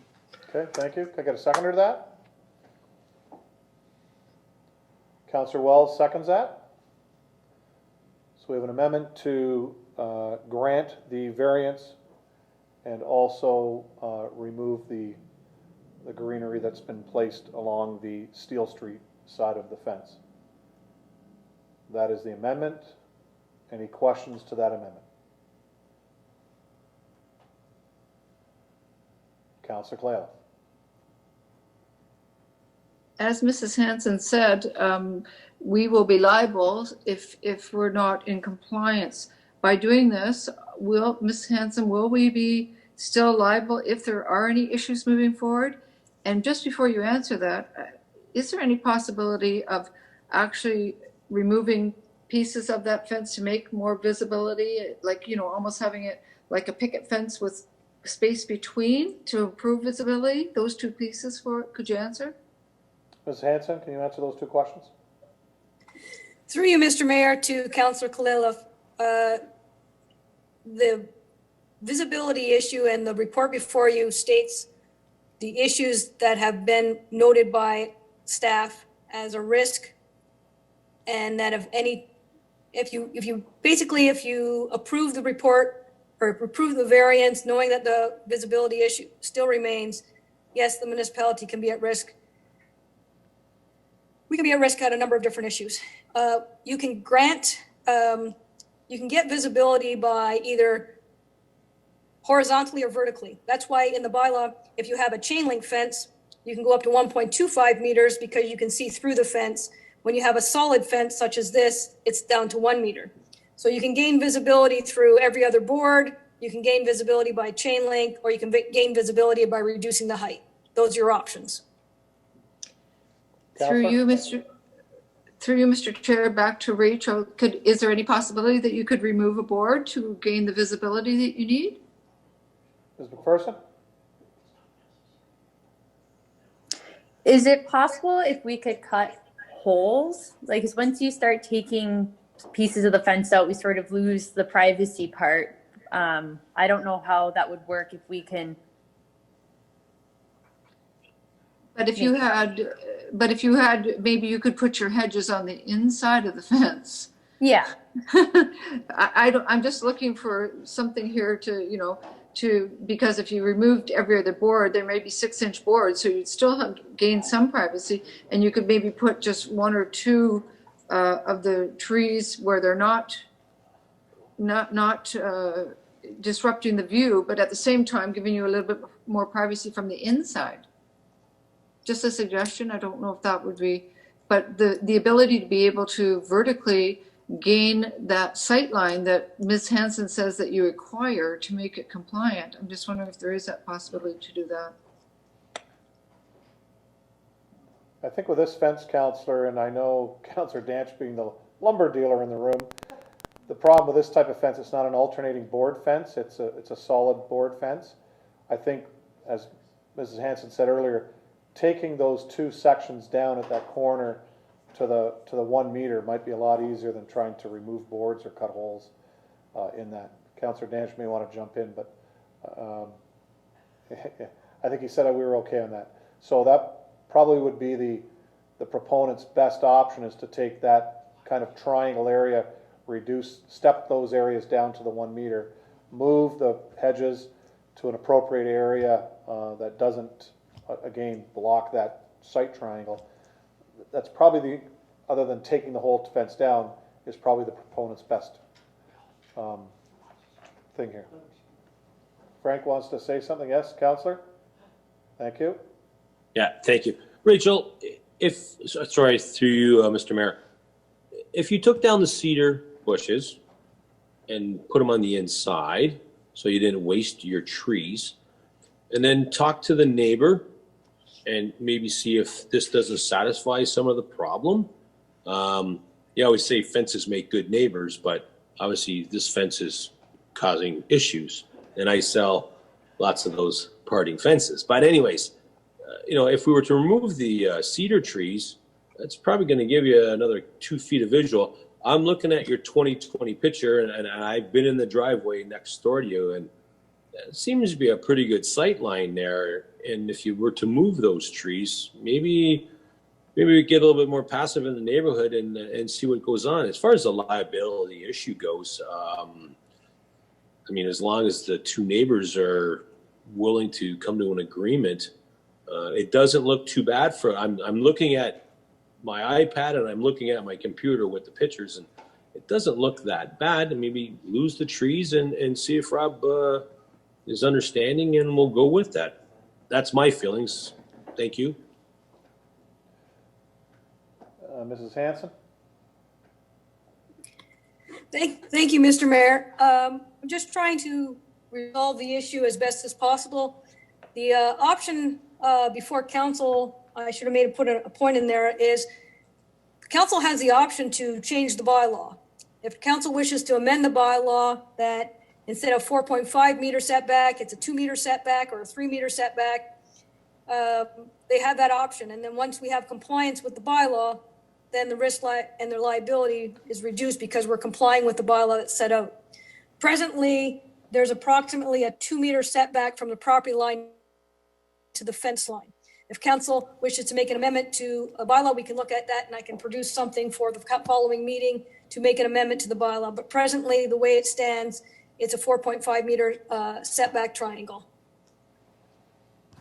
Thank you. I know we have an amendment on the floor, so let's speak to the amendment, because basically the amendment speaks to what Councillor Danch spoke about, removing the trees and letting the fence stay as it is. Councillor Bruno, to the amendment? Yes, I'm just wondering if, to the mover, if the parties, if Rachel came back with the design to work within our bylaw that meets it, perhaps what I said at the beginning is both sides, you could get your fence and the bushes, and that would be a good thing. So I'm just wondering if you would consider, or Eric, I should say, the mover, would consider just putting this on hold if there's a will by the proponent here to revisit some of the suggestions this evening. Councillor Beauregard? Through your worship to Councillor Bruno and Council, I am in favor of that. I can work with that. I just don't know how about we do this procedurally so that we just defer it to a certain date and then make sure, like, how do we know that the two parties have a discussion? Right there. So the word deferral has come up. So yes, that's the only way you can do this. You can defer it to the next meeting. Allow. I thought you have to move a motion to do that. Well, I know, but now you can't move it because you spoke to it. So I'm just trying to follow the rules here. So if a councillor wants to move a deferral, now that you've brought that up, they have to do it. There is no debate on that, and then you, in your deferral, you ask or place the date that you want this deferred to. So if that's what you want, I would ask that that be done now since it's been put on the floor. Councillor Bruno. Thank you. I would move for a motion to defer. I'm not sure of the time frame that one would need. I'd rather do 1 month than 2 weeks, just so that I'll do it for a month today. So that would take us to Madam Clerk. Oh, hold it. Do I have a seconder for that? Councillor Desmarais. Thank you. Our first meeting in October, would that be the month or the second meeting? The first meeting is October 13th. Okay, so it'll be till the October 13th meeting. Okay, there is no debate on this, council. So it's a motion to defer this to October 13th. We have a mover, Councillor Bruno, seconder, Councillor Desmarais. All those in favor, raise their hand. All those opposed, and that's carried. So Rachel, it's deferred, so we'll, I'm sure the two ward councillors will be in contact with you, as well as Councillor Beauregard, with regards to what can go on. And then on the 13th of October, you be prepared to come back here, okay? Great. Rachel, I appreciate it. You did a very good job. Thank you. Okay. Moving on. Thank you, Council. Moving on to item number 2. Fire and Emergency Services Department Report 2020-115. Subject year end. Our mover is Councillor Bruno. Our seconder is Councillor Desmarais. We have Deputy Chief Lawson to give us the report at the podium this evening. Welcome, Deputy Chief. Thank you. Your Worship, Council, and senior staff, it's my pleasure to be here tonight to give you your fire department's year in review for 2019. You have had a chance to review the written report. It is much more in depth than what you're going to see tonight. I chose to just kind of highlight some more of the key content for you tonight. Next slide, please.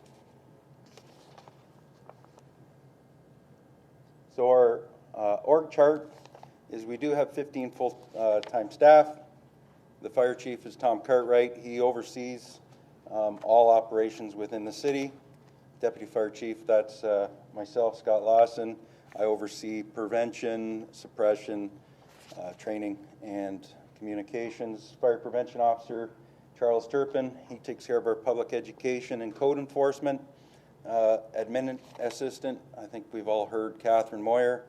She takes care of our coordinating of the smoke alarm program, billing.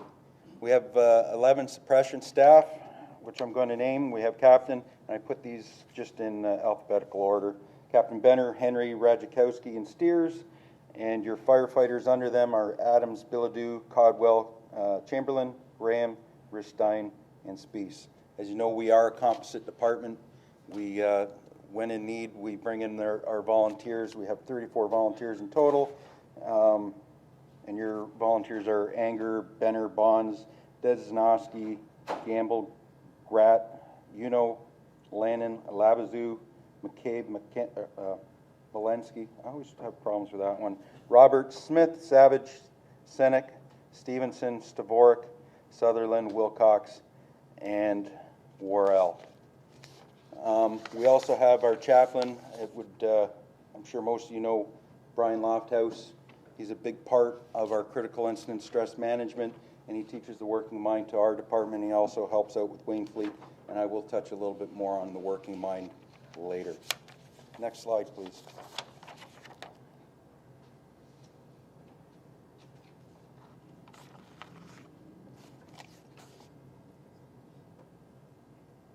Next slide. There we go. So, other than driving around in red trucks, we do focus our off time on focusing on the community. While they're all important to me, probably my favorite is the Christmas toy drive.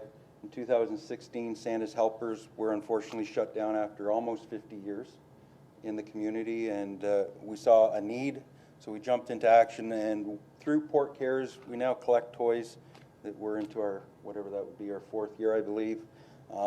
Some of the neat things that we do is we do collect along the parade route. We do a teddy bear toss in conjunction with the Niagara Whalers. It's one of our bigger events. Also in 2016, we started our community dinner through Port Cares. We sponsor, we serve, we help clean up, and we also get a chance to speak with residents on the east side or whoever is visiting the Reach Out Center, and just have some, it's a big event for us, a big part of our Safe Community Initiative. The Easter Boot Drive also, 2016, just a little bit about 2019 saw us collect 505 pounds of food, and we collected $4,768 with the help of Sobeys, and that money all went to Port Cares. Other events that our people are also involved in is the Lions Carnival, the Boot Drive for MS, and we also have a good showing at the Community Christmas Dinner at Port High. Next slide, please. So the 3 lines of defense, this is a service model that you'll see pretty much right across Ontario and probably right across North America, and it's public education, code enforcement, and suppression. And you can see the arrows work from line to line. They all interact, and they're all a critical part of what we do. Next slide, please. The first line of defense is public education. Our school visits, station tours, part of our industrial and commercial, we do things for community living, is the extinguisher training. Safety Day, which in 2019 was our 25th year. A cool note on Safety Day was it could have been our last, and we had such a great turnout, I think we started planning that night on what 2020 Safety Day would look like. Our Fire Prevention Week open house is always a big event for us. In 2019, we teamed up with the leadership team, and they actually opened up the Operations Center, which really was a great showcase of what the city offers the residents. We're usually down at the farmers market in some aspect. We are on social media, Facebook, Twitter. If you can get on there, give us a follow. We appreciate that. And our smoke alarm program, which is recognized pretty much right across Ontario. We have been up presenting to at the Fire College to hundreds of different departments on how Port Colborne has been doing that. One thing that you will see with the smoke alarm program is it goes right across all our lines of defense. It will be in code enforcement because it is a chance for us not only just to put smoke alarms in, but it's an important aspect to educate the residents as we go. Just a side note, because I was grabbed out in the lobby, our smoke alarm program is still active, but it is on a request and complaint only. So the proactive approach that we have been going with, we've kind of tailed back just because of COVID right at this time. Next slide, please. The second line, code enforcement, while it's not as sexy as the pub ed part of it, it's probably one of my favorite. We're out in the buildings and actually seeing what we're enforcing. Business license, supervised fire drills, that's part of the vulnerable occupancy. Every year we have to inspect and witness fire drills to make sure places like the hospital, Northland Point, are up to snuff in their abilities to evacuate in an emergency. We do property inspections. I think in 2019 we did 86 properties in total. Fire safety plans reviews, so any establishment that serves alcohol, seats more than 30 for a restaurant, sleeps more than 10, have to have fire safety plans. Any new building that's happening within the city, we review those plans also, send our comments in to the building. Prosecutions, whenever we cannot get compliance through normal means of orders and working with the residents, then we do go to prosecutions. Part 1 is a ticket, Part 3 is informations, and we go through the court process.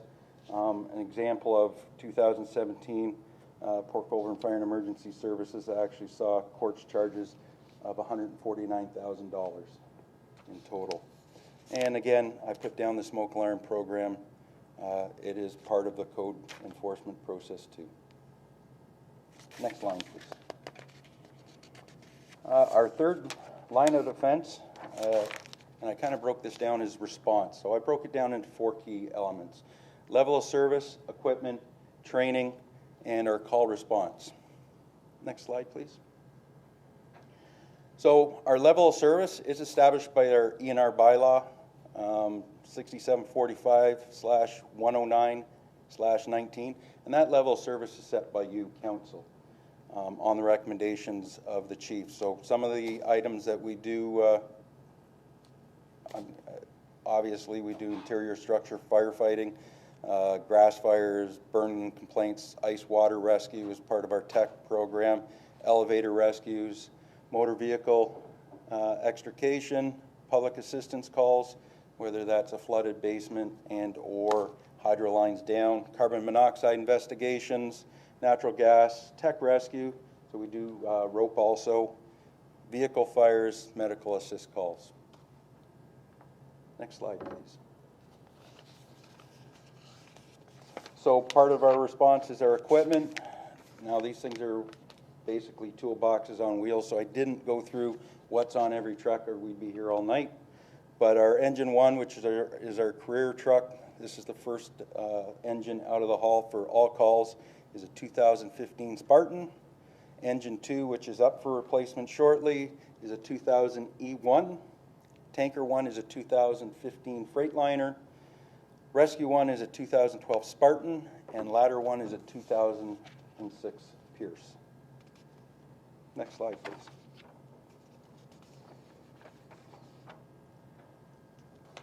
Training. This may be the most important part of what we do to make sure that we can have a competent force come out. I think in the report that the chief says, we are like an insurance policy. You don't want to use us, but when you have to, you hope that all the key parts are there. So in 2019, our training program took a major overhaul due to some facts, and actually started back in 2013 when the Ontario government decided to adopt NFPA, which is National Fire Protection Association standards. At that time, we were using the Ontario standards, which kind of aligns us with the rest of Canada and North America. It took some time, but on May 8th of 2018, the OFM, the Ontario Fire Marshal, laid out the rules for certification. And it came down to July 1st, any new firefighters, whether you wanted to get on the truck, firefighter 1 was to get you on scene, firefighter 2 you had to have for interior firefighting, and then of course our hazmats.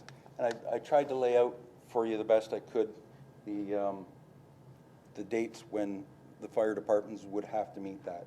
Now, later on, through AMO, I believe those deadlines were pulled back, but Port Colborne Fire and Emergency Services decided if that's the way Ontario wants to go, we decided to get our people to that point.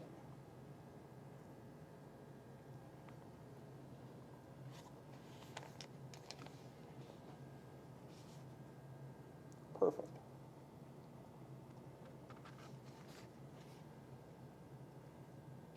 I think we're good. Nope. One back. Almost there. So as part of this, in 2018, we did an audit of where our people were. And it worked out that we had a fair amount of work. We had 8 new firefighters without firefighter 1. We had 17 firefighters without firefighter 2, which was about half of our volunteer complement. And we had 0 firefighters that were certified in pump operations. We were at the Ontario, but not at what I'm going to call North America's standard. So with that, in 2019, we actually started that road. You can change slides, please. In total, working towards the NFPA certification, 68 written exams were done through AS&E, which is Academic Standards and Evaluations, which is an arm of the OFM. 174 practical skills tests were completed through AS&E. So the process is we train our people to the standard. They have skill sheets. Once they're ready with the theory, AS&E will actually send a proctor in. The exams are done, and the skills are done the same day. A little ahead of myself here. Nope, that's good. So with that, in 2019, we brought on 6 new recruits. With that, we figured it's only prudent that we meet the NFPA standards, so we revamped our entire recruit training process. With that, they spent 6 weekends at the Southwest Fire Academy, so they would go up once a month for a weekend. So what we did is match their training, so they had that training before they went up, reaffirmed it, they were tested, and very proud to say 4 out of the 6 completed, which is firefighter 1, firefighter 2, hazmat awareness, and hazmat operations to be certified within North America as firefighters. Yeah, next slide, please. The third line, or the next line of defense is response is the calls. So what we give you here is a 10-year glimpse of the historic values. Dating back to about 2010, we were running around 884 calls. There's always a glimpse depending on fires, medicals, weather patterns can change a lot. 2019, we saw a 12-hour period during a windstorm where we added about 45 calls during that period of time. You do see a drop, I believe it was about 7% in 2019 from the previous year. A lot of that had to do with EMS did change their tiering of how they're operating. And I'd like to say that our aggressive fire prevention program in dealing with false alarms and our smoke alarm program helped lower that call volume. On the other side, you'll see a breakdown of the calls, types of calls that we go to. Hazards account for about 10%. That would be items like hydro lines down. MVCs are about 8%. Alarms, 23. Usually an alarm is any activation. It could be a fire alarm system within a apartment building, or it could be just a single family home, that smoke alarm going off. Medicals are a large chunk of our call volume at 48%. Burning complaints are around 8%. We will see a significant increase in that this year, and fires are about 3%. Next slide, please. Successes and challenges. So I think it's always important to look at our successes and actually celebrate them. So one thing that we did, the volunteers, as they went through each course, firefighter 1, firefighter 2, the hazmat, the pump ops, we realized that there was a significant investment of time on their own.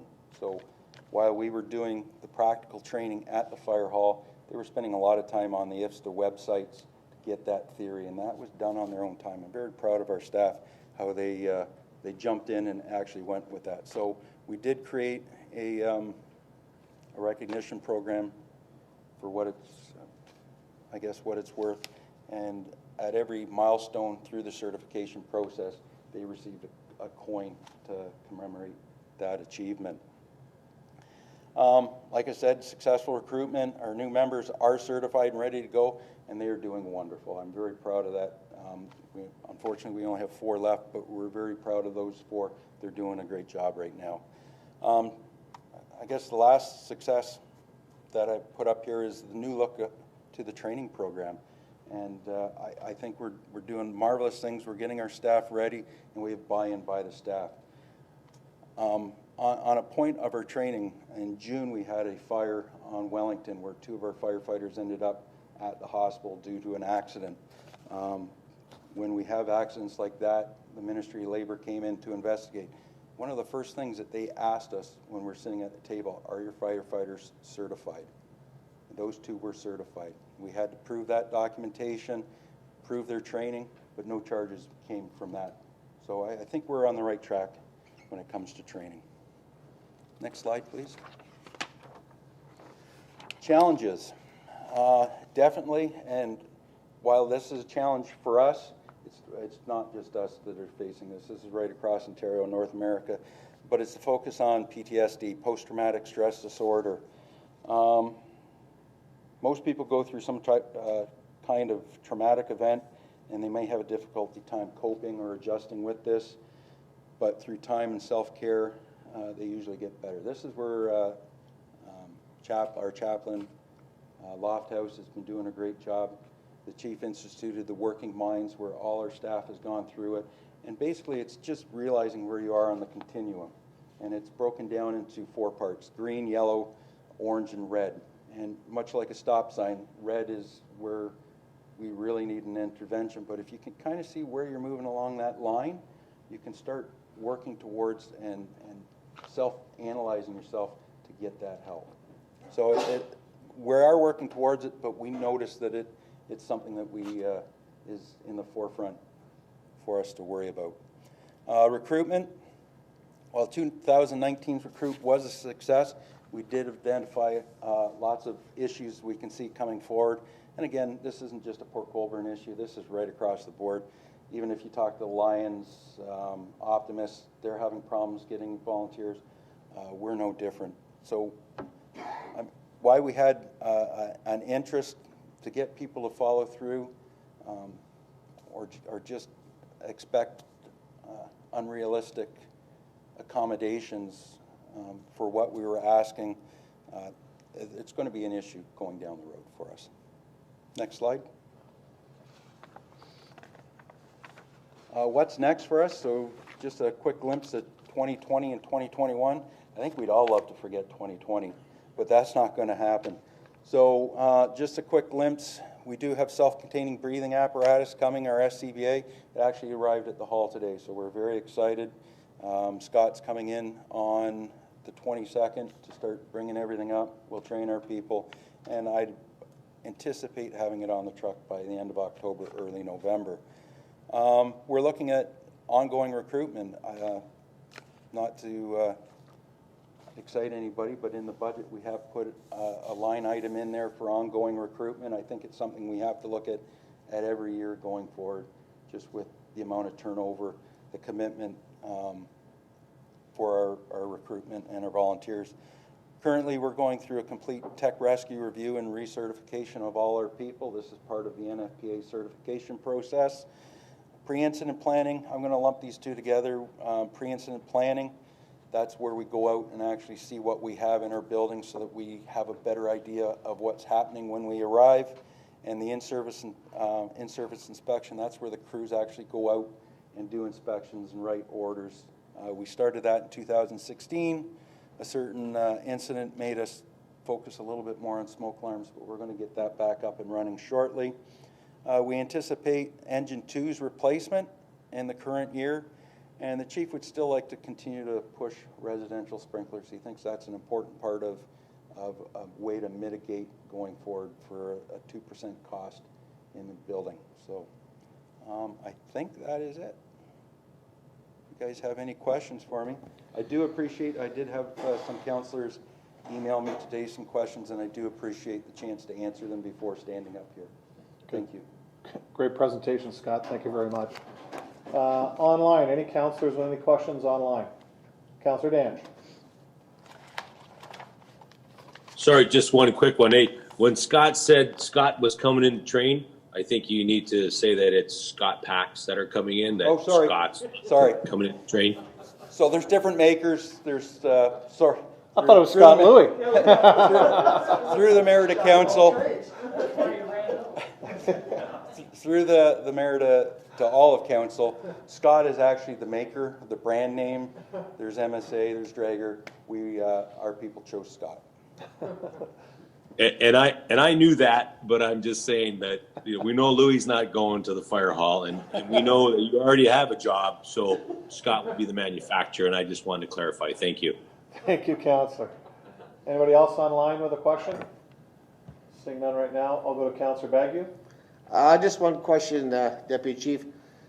For a new recruit to be with a new certification, I don't know if it's measured in hours or in weeks. How long does it actually take from a newly hired volunteer to have the new certification completed? Scott? I'm going to, through the mayor to all of council, I'm going to say we're probably up in, it can be a wide range. It could be 200, it could be 400 hours. We had one of our recruits did a great job, just we all struggle sometimes with a written test. He's going to have to do a couple more written tests, which is adding to his accumulative hours. I'm going to say between 200, maybe 300, somewhere in there. Councillor? 2 years. So that's about a year, or? Actually, our last group did it in 6 months. Oh, yeah. good. So there's an online part of it, so the physical and the online. I'm going to say the online, the theory behind firefighting probably takes a little bit more time, and that's probably where most people struggle with the theory. Okay. Councillor Bruno. Your Worship. Also, Deputy Chief Scott, an excellent presentation. Thank you for answering a couple of questions for me today online. I had a question around the alarm portion of the pie chart. And with respect to silent alarm, and I'll use the word false alarm, can you tell me the general nature of those two, if there's a differential? And then I have a follow-up question to that. Scott? Through the mayor to all of council. So a false alarm it could be anything from an alarm system activated because an older building, water's leaking into the head, it shorts it out, puts the system into alarm. It could be a mental health issue where a person is pulling alarm or discharges a fire extinguisher. It could be in one of our senior homes where dementia has caused the person to just pull a pull station. It could be a neighbor walking by and hearing a beep beep and calling the fire department because an alarm is out of date, it's chirping because the battery's low. It all adds up. Councillor? So just on that, so what about silent alarm? Because you break it down into general alarms and silent alarm. Oh, sorry. So that's a little different. Yeah. So silent alarm is engine ones only. So a general it's a call that requires more manpower, whether it's an MVC alarm system activated. So an alarm system activated at the hospital, all our apparatus are responding. Okay. If it's a CO alarm and it's just an investigation, only engine one's going. And that's silent? Yep. So a general alarm, that's when the volunteers are actually toned out to come out. Okay.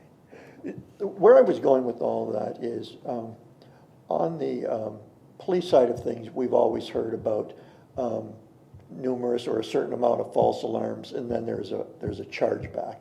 And so I just wanted to know how that works with the fire department on, I guess what I'll call my naivety with the word false alarm.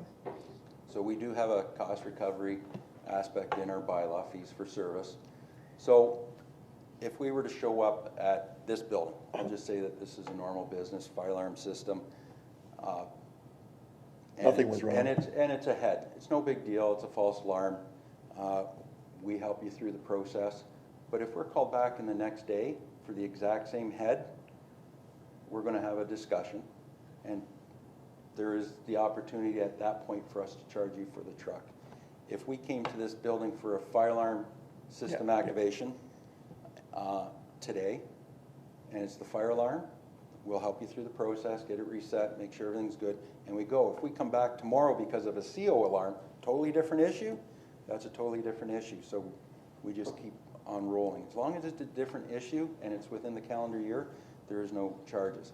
If we get into an issue of what we call a frequent flyer, where business isn't maintaining their fire alarm system, we're having multiple issues with the clientele, at that point, yes, then we'll charge MTO rates for each apparatus that's responsive. Okay, so it's on, if you could, so it's on an individual. It's not like what I had heard with police false alarms for like burglary or whatever. So you get 3 freebies or 2 freebies, and after that it's a fixed charge per. Each one is investigated separately, and there's appropriate costs awarded after the discussion. It's not an automatic 2 strike and you get a. Well, I can't speak to how the police do it. I know for us, our first concern is life safety. Absolutely. And then after that, then we look at mitigating the problem so we don't have multiple calls. And that's one of the tools in our toolboxes to get people to fix it. Fix your alarm system or just keep getting bills from us. Great. Thank you, Mr. Mayor. Thank you, Scott. Thank you. Thank you. There are no freebies, believe me. With a burglar alarm, I know from about 3-4 years ago at my business. We were sure that somebody tried to break in, but there was no proof, so we had to pay a charge for their coming. At least I can. I mean, you know, it's better that than nobody ever shows up, whether it's fire or police services. Councillor Bodnar. I'd like to be the last person. No, just because it's kind of a fire question, but I just need to. Yeah, I don't think anybody online has a question that I've seen, so go ahead. Just because I'm going to bring up a fire question under councillor items, do we have the chief? Is he going to be all night on the? He might be at a call right now that we're. Okay. When I got up here, we were out and about, and I think he was involved. I'm available if you need. Have a question. He's here. He'll be here for your councillor. You'll be here for councillor items, chief? Yeah, sure, if you need me here. Okay, thank you. All right, okay. Okay, you're all set? Tap the chief, good, okay. So no further questions. This is to receive. Please raise your hand in favor. All in favor? That's carried unanimously. Thank you. Thank you, Scott. Item 3, Engineering and Operations Department Engineering Division Report 2020-119. Subject Project 2020-113, Asphalt Patch Repair, citywide and subsequent negotiation with the bidder.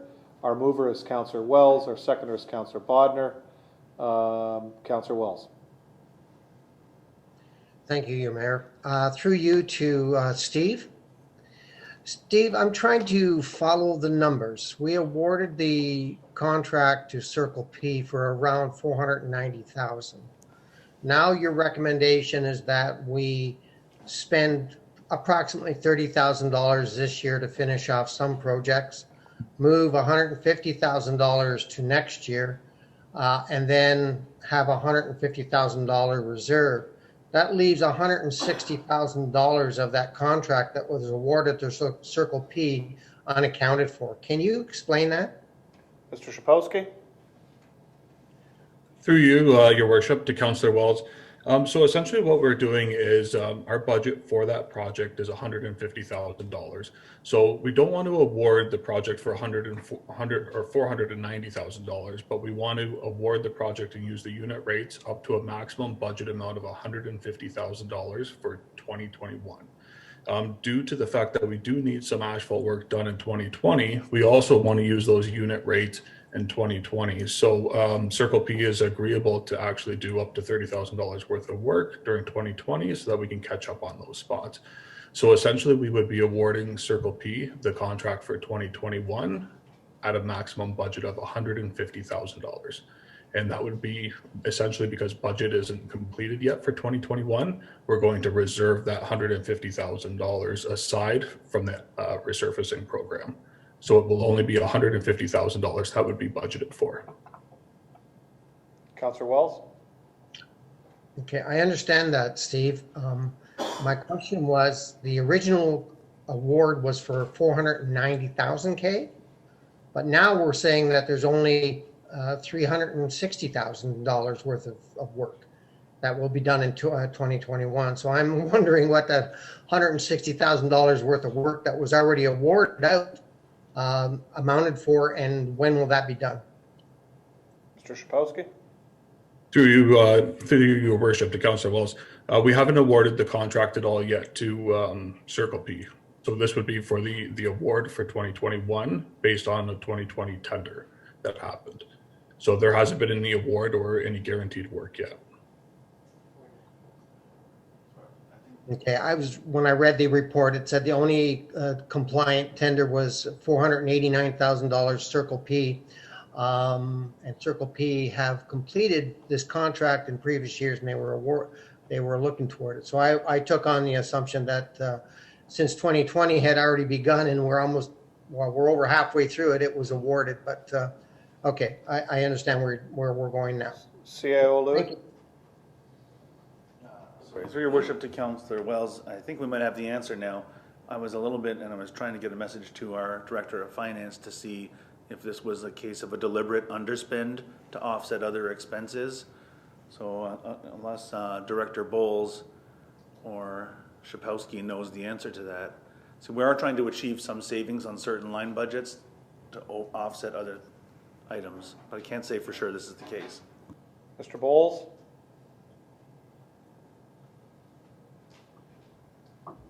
Thank you. Through your worship, this year there was a reduction in the asphalt repair program. That decision was made early on in the COVID, as the COVID-19 pandemic began. As we got to the end of this year, there is some work that is desperately needed to be done in the amount of about $30,000. Our acting director of engineering and operations, I think, can speak more closely to that specific work, but just to reiterate what the CAO has said, there was a reduction in work in 2020. Mr. Shapowski? Yes, through you, your worship. Just in reference to the list that we're trying to do in 2020, it mostly consists of crossings across the road that may impact winter operations or snow plowing, and just the drivability of the road. So those are the ones that we're trying to focus on at this time. Councillor Wells? Thank you, Your Mayor. My question was answered. Okay, thank you. Councillor Bodnar? Thank you, Mr. Mayor. Through you to Steve. And this kind of goes with this report. I'm wondering, and although this is very limited amount of work, what do we do with the grindings that they do when they do a section? I know this is very small sections, but do we ever make a deal with the bidders that we would take those grindings and use them on our stone roads or in parking lots that we have or something? I know from experience that there's a lot less dust created from the grindings than from just putting stone on the roads. I just wondered whether, as a general statement, is that something we look at? Mr. Shapowski? Through your worship to Councillor Bodnar, we haven't in the past, but that is a good idea. Typically, the millings are taken away by the contractor and they are reclaimed. So to actually put an item in there to re-put them onto our roadways would be beneficial. So we could look at that. This came to me in a discussion with somebody in the industry that's much more intelligent on it than I am, but seemed to make sense to me, so I thought I'd just ask the question. If you want to put it in your future, requests and see whether that's something that would pay dividends for us. That's all. Thanks. Okay. Any further questions from those online? Any further questions from those in here? Seeing none, please raise your hand if you're in favor. All in favor? That's carried unanimously. Thank you, Council. Item number 4, ADR Chambers Integrity Commissioner Office for the City of Port Colborne, re-complaint reference number IC-202-0420, Sean Tiley and Councillor Harry Wells. Our mover is Councillor Harry Wells and our seconder is Councillor Desmarais. Councillor Wells. Thank you, your mayor. Just to council, this is a comment on it. There is a lot more to this complaint than what you see in the Integrity Commissioner's report. There's an extensive amount of time that you have to do to respond to a very short, brief 2-page complaint. For example, this here, the response to this was over 12 pages, well over 8 attachments and appendixes to this. So this is an extensive amount of work that that you have to respond to under a very short period of time. And I have to say that in both cases, the very first complaint that was lodged against me, and in this case, I was cleared of all of the issues of the complaints. To me, this seems like it's almost an attack on my ability to represent my electors. It also raises a concern, as one of the correspondents from Mr. Tiley indicated, that he became aware of my involvement from a closed session meeting. So that to me raised the question of how did that knowledge get to Mr. Tiley if it was a closed and confidential meeting? So again, these are just comments of mine. I'm glad that the Integrity Commissioner came back and found that there was virtually no evidence presented on the complainant's part, and that I was not in violation. Simply thought that this was a personal attack against Councillor Wells and thought that it was the wrong thing to have gone forward with. So I tried to explain how there really isn't a choice in going forward with these things. There was that. Another, thinking that Mr. Tiley, not being an elector, did not have the right to make the complaints, and we should have automatically dismissed them as a result of that. And I'm hoping you will speak to that one. Another one saying that they felt that this complaint was vexatious, to say the least, and that we should not entertain further complaints of this nature. And another one still complaining about the costs that are involved. And I think that Councillor Wells just spoke very clearly to some of the time costs that are involved. But there's some financial costs that the city's going to bear on this as well. And I do think that, yeah, frivolous complaints are very upsetting. There's no question. And we see more than one of them this year. So possibly you could speak to what can we do, if we can do anything at all, what can we do to protect the city in the future from these expenses, and to protect the person that the complaint is leveled against, especially when they're not, they really aren't based in the right reasons for complaining. I'll just put it that way. Madam Clerk. Through the chair. So each application is dealt with individually and standalone, and everything has to go through the Integrity Commissioner. It is new legislation implemented in 2019, so I think the province is still trying to work through this. We have learned that it is very costly, both financially for a city, but also time for the Integrity Commissioner, the complainant, and yes, the councillors as well. Councillor Wells was correct. Unfortunately, the integrity commissioner has to make the determination whether it's frivolous or whether he is going to continue on with the investigation. One thing I have noticed is that the time it takes him even to learn about all the material to figure out if he will go forward with the investigation does take a considerable amount of time. One thing I do to mitigate that individually is that I have all complaints come through me.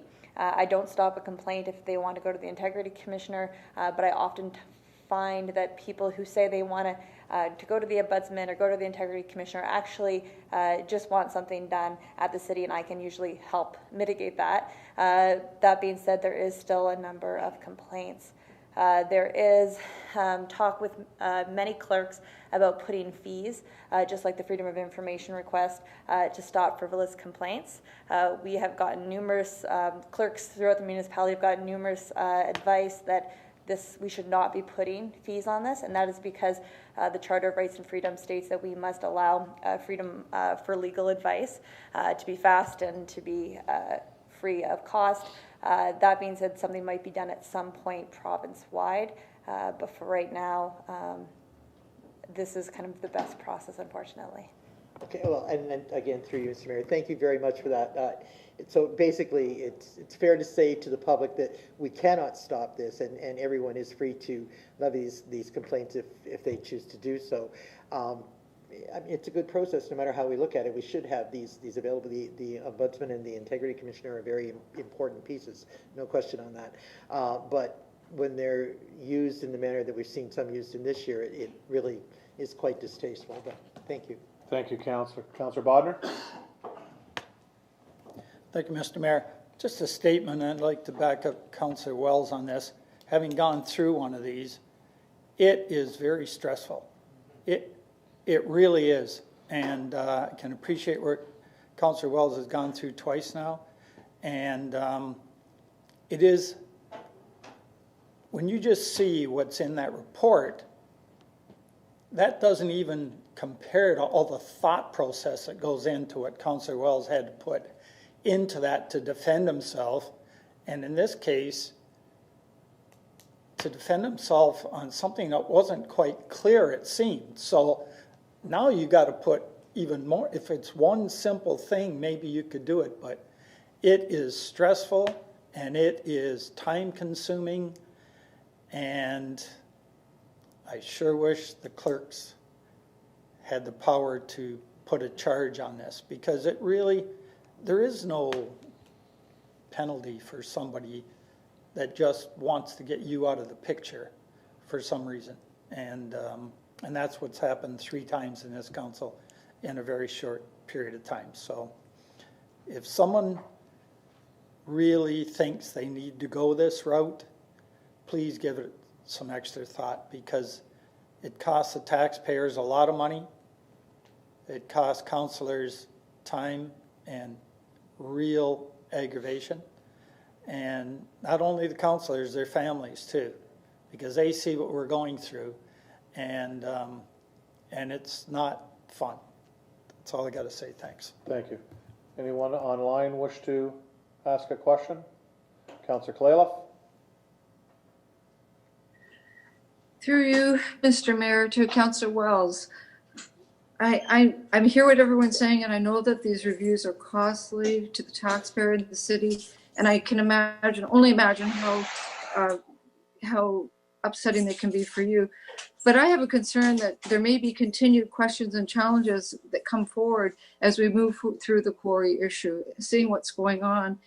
And I want to ask you this question because I'm wondering if it might be a way to mitigate what's going on.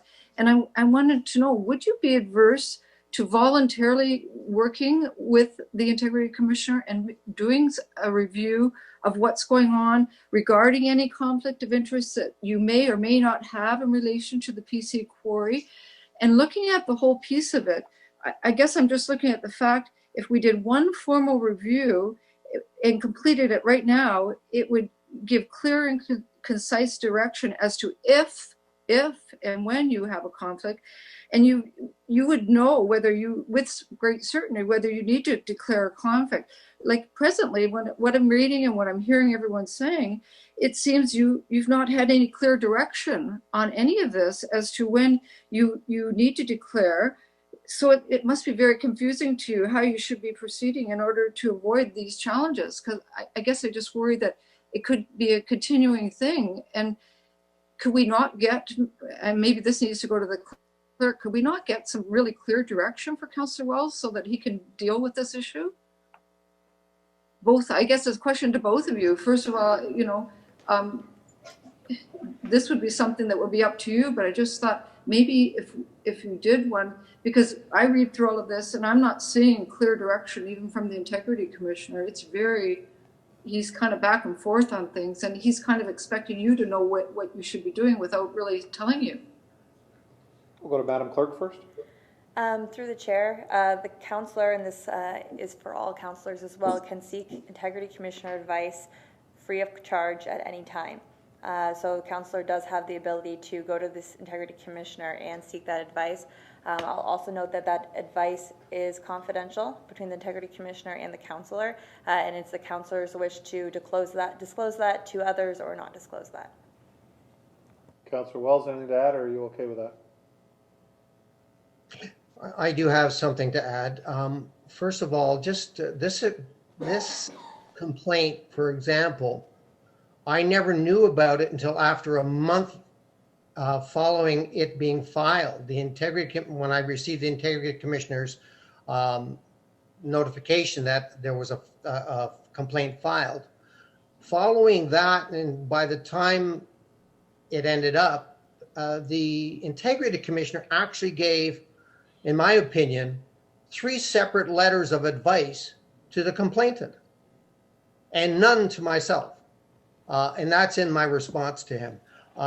Following the final report, I then did present to the Integrity Commissioner 4 matters of concern with regards to what I know of that the Colborne Quarries and its affiliated companies are doing in Port Colborne. And that's what leads to the problem is I don't know what they're doing in regards to things. And so for me to ask questions about what they're doing to evaluate whether I am in a conflict of interest with what they're proposing, it puts me in a position where just by asking the questions, I can be in a conflict of interest. So it's very difficult for me to assess that problem without digging into what they're doing. So in this case, what I've done following in response to the Integrity Commissioner's report, I have asked him if I'm in conflict with any matters pertaining to the Southport developments. I've asked him if I'm in conflict with regards to any matters regarding the logistic development on Barber Drive. I've asked him if I'm in any conflict of interest with regards to the amendments and modifications to the comprehensive zoning bylaw in the mineral aggregate portion of it. And I've also asked him if and why under the Municipal Act, why I am not allowed an exemption of declaration of a conflict when I'm representing and sharing the same interest as my electors. So I'm waiting for a response on that. Okay. Any other councillors? Councillor Desmarais. Thank you, Mr. Mayor. Through you to Amber again. I've just received a question from someone watching from home. How does a resident make a complaint about the Integrity Commissioner and how that Integrity Commissioner is investigating? Is there a mechanism by which that there can be a complaint levied? Madam Clerk. I would suggest if there's any municipal conflicts that they would like to be addressed, like complaints regarding the city, should go to the provincial ombudsman. And if they contact my office or just call City Hall and ask to speak to the city clerk, I will direct them to how they can file a complaint with the ombudsman. Just so you know, when a complaint goes to the ombudsman's office, that is completely separate from the city. I usually get a call with specific questions that they want answered, and I have to find the information throughout the municipality and seek comments. From there, they determine based on the two, just like the integrity commissioner, if they will go forward with an investigation. Thank you. Okay, good, thank you. Any further questions? Seeing none, we are voting to receive this for information. All those in favor, please raise their hand. That's carried unanimously. Item 5, public comments regarding closure of Nickel Beach. Councillor Desmarais is moving that, and seconder is Councillor Wells. Councillor Desmarais. Thank you, Mr. Mayor. Through you to Ashley. I think Ashley's probably there somewhere. Yep. All right. And I sent an email about this earlier to Ashley, but I just wanted to have it known publicly that I have been receiving several emails and calls about the beaches and how we've handled them. The locals are very happy about the fact that we made them residents only for that couple of weeks, but they do want to see a change for next season. And they want to see it expanded to Niagara. They seem to all agree on that, to Niagara only. And I don't know if that will be the case or not, but no matter what, there are several complaints about how we run the beaches. And they do want to see changes on that.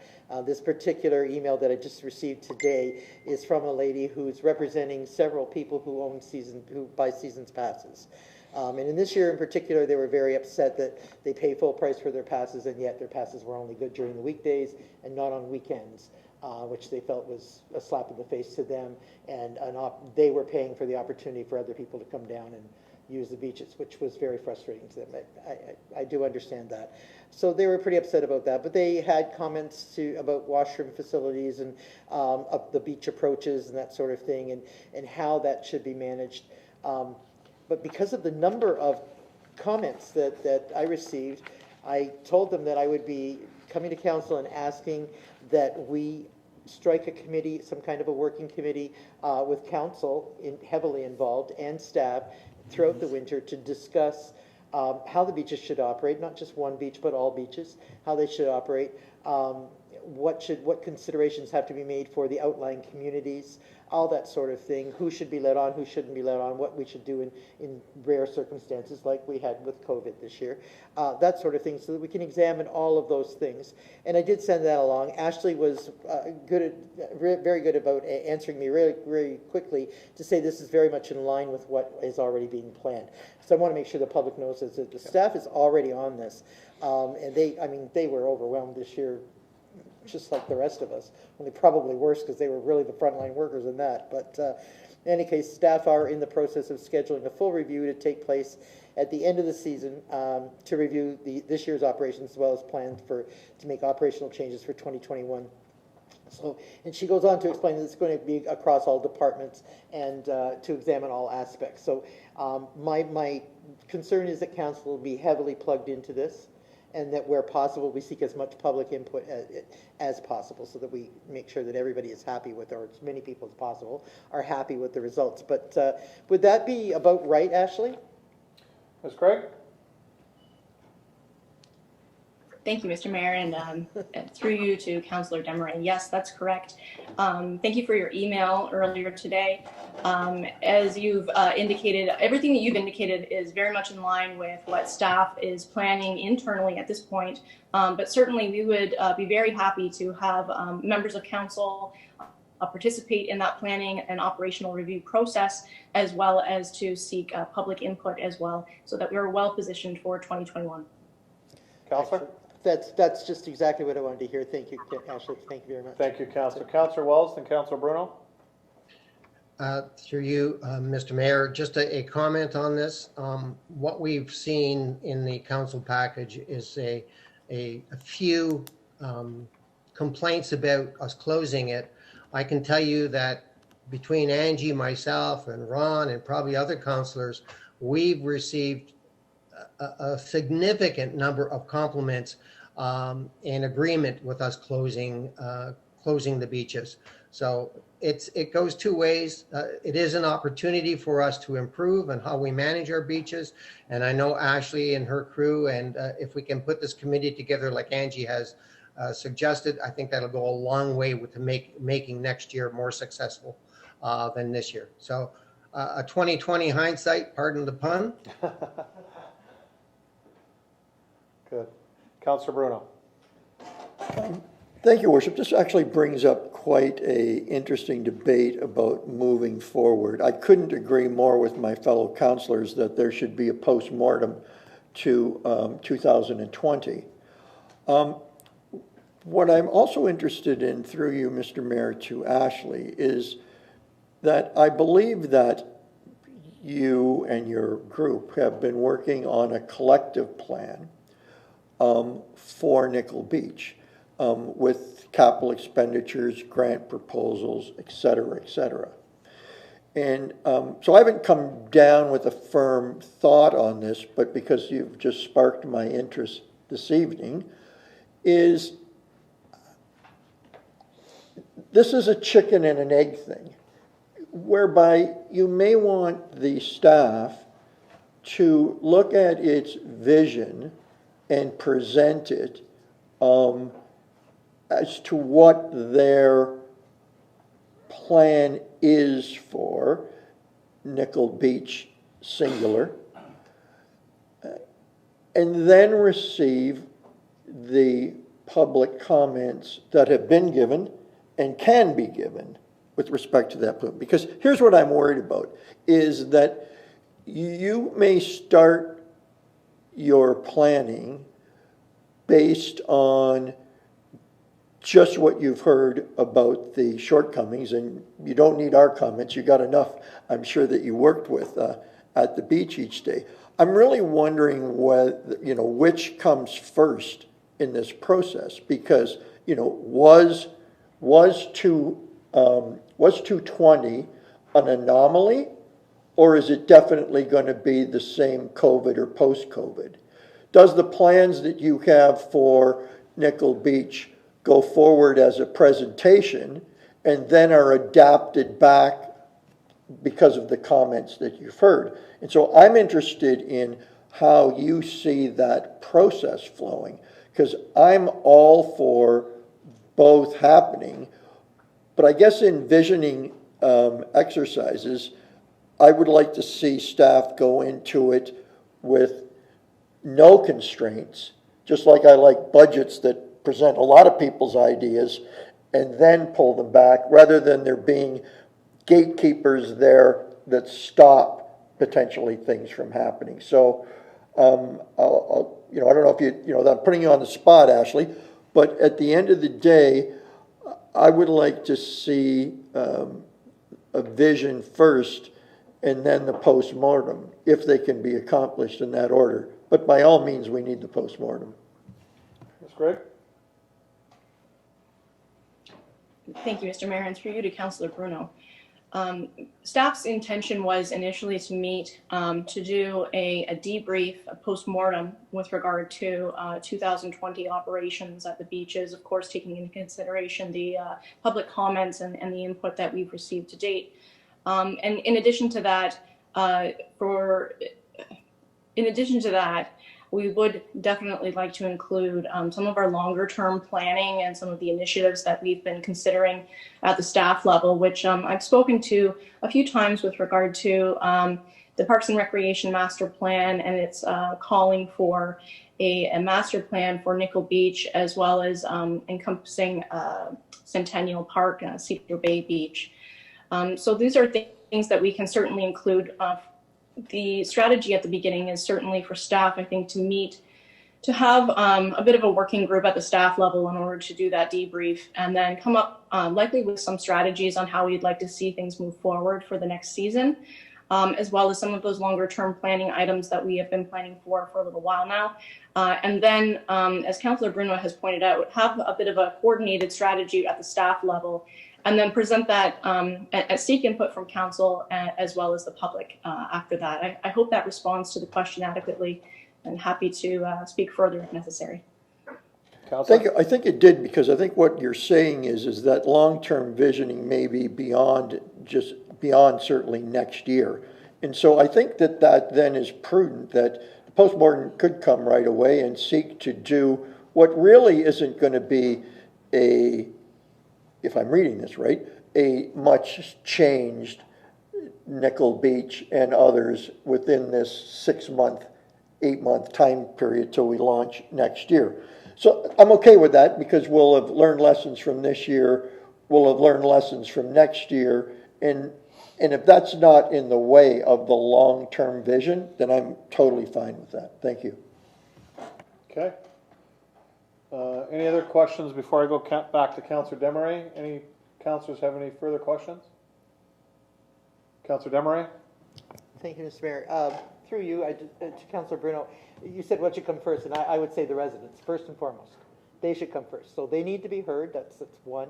Two, anything that we're doing, I don't care what we're going to develop on Nickel Beach, we have to look at all of our beaches and how the use of those beaches impact the surrounding communities. That is first and foremost what we have to deal with. Once that's done, we can do all kinds of things on those beaches. But we have to make sure that getting in and out of there becomes something that is not murder for the people who live there. So doing that first is really important. And of course, the local residents using the beaches, how are they going to use it? How are they going to be, going to be received on those? And as for a vision for Nickel Beach, I sure would like to be a part of that vision. I don't want to see it later when someone else develops it. I live here. I take part in how the city forms. I want to be a part of forming the vision, and I would think the rest of council does as well. So I'd like to see us move together with that, like we did for the Ballet Center. Yeah, thank you, Councillor. Deputy Clerk, we've lost Councillor? Oh, sorry, that's right. This is the issue. Yeah. Go ahead, Councillor. Thank you. I think maybe you misunderstood what I said after getting the response from the director.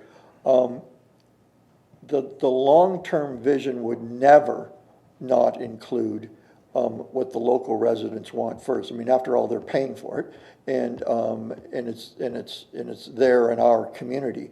So I don't think those are mutually exclusive, Councillor. I think that the postmortem would always be done. I would rather do it up front if the vision was long-term, which it is. So I just want to make that perfectly clear. Thank you.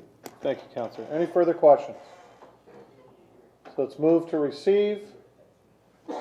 Raise your hand if you're in favor. All in favor?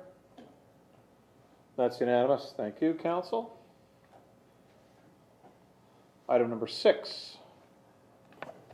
I'll bring the councillor back in. There he is. He's logged in even though I don't see him.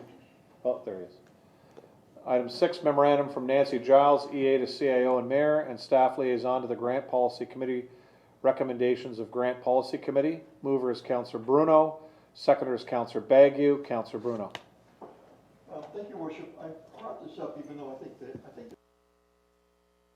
I think the report is pretty self-explanatory, but at the end of the day, what I was concerned that Council, I know those of us on the committee have highlighted this before, that we keep tweaking this, and I think we've got it to the point where, this year I'm happy to report that, groups that couldn't do their work put up their hand and said we don't need the money this year. Groups that could only do part of the work put up their hand, and we pulled it back in head. So I just wanted to reiterate that we're certainly on top of what's been granted. But in this case, what is new is, and I don't know if it's been done in other areas of the city. I mean, there's the old adage about to government and staff, right? If you don't spend it, you lose it. And so in this case, we had a $30,000 allocation each year. We allocated most of it. Then there were the COVID cancellations. Then there was others who didn't need to do the work they thought they did. One was an issue of they discovered the job wasn't as bad. What we're saying here for the first time is that if we don't use the entire 30, that it goes into a reserve. We would still get a new 30 each year, one of the reasons for that is we don't know post-COVID whether demand's going to double next year for jobs that couldn't get done but still need doing, but they couldn't do. But secondly, in the past, we've had one-offs that council has asked to go to the grant committee, and they were commitments that they actually committed on behalf of the group. I can think of one year where there was, I think, a Port Cares request that it was for $30,000, and council had said to the committee, we'll front that 30, but you're putting 10, 10, and 10 in for 3 years. Well, that's pretty heady if you've got a $30,000 budget. I mean, none of us know here when there might be a special situation that requires more than the 30. I think we've wanted to prove through time and experience that we've been responsible stewards of that, and this will be and every year we've actually not spent the 30, but we've been in that probably 26 to 30 range. The money went back and we got a new 30 each year. This year it's a little different. We haven't thought of a cap on it, but certainly that reserve is always at the discretion of council to either remove, say that's for your next year, you're only getting 12 difference depending on the economic times. We just think it's a prudent thing to do. So I just wanted to bring that forward on behalf of the committee. Thank you, Councillor. Councillor Baggy. Thank you, Mr. Mayor. No disrespect, Councillor Bruno. I did a little bit of looking at the Port Cares. I had no problem with the Port Colborne Lions Club donation. I have a big problem with the Port Cares donation of $4,000. I went on their website today, and their most recent financial statement is 2018 to 2019. They ended that year with a surplus of $288,000.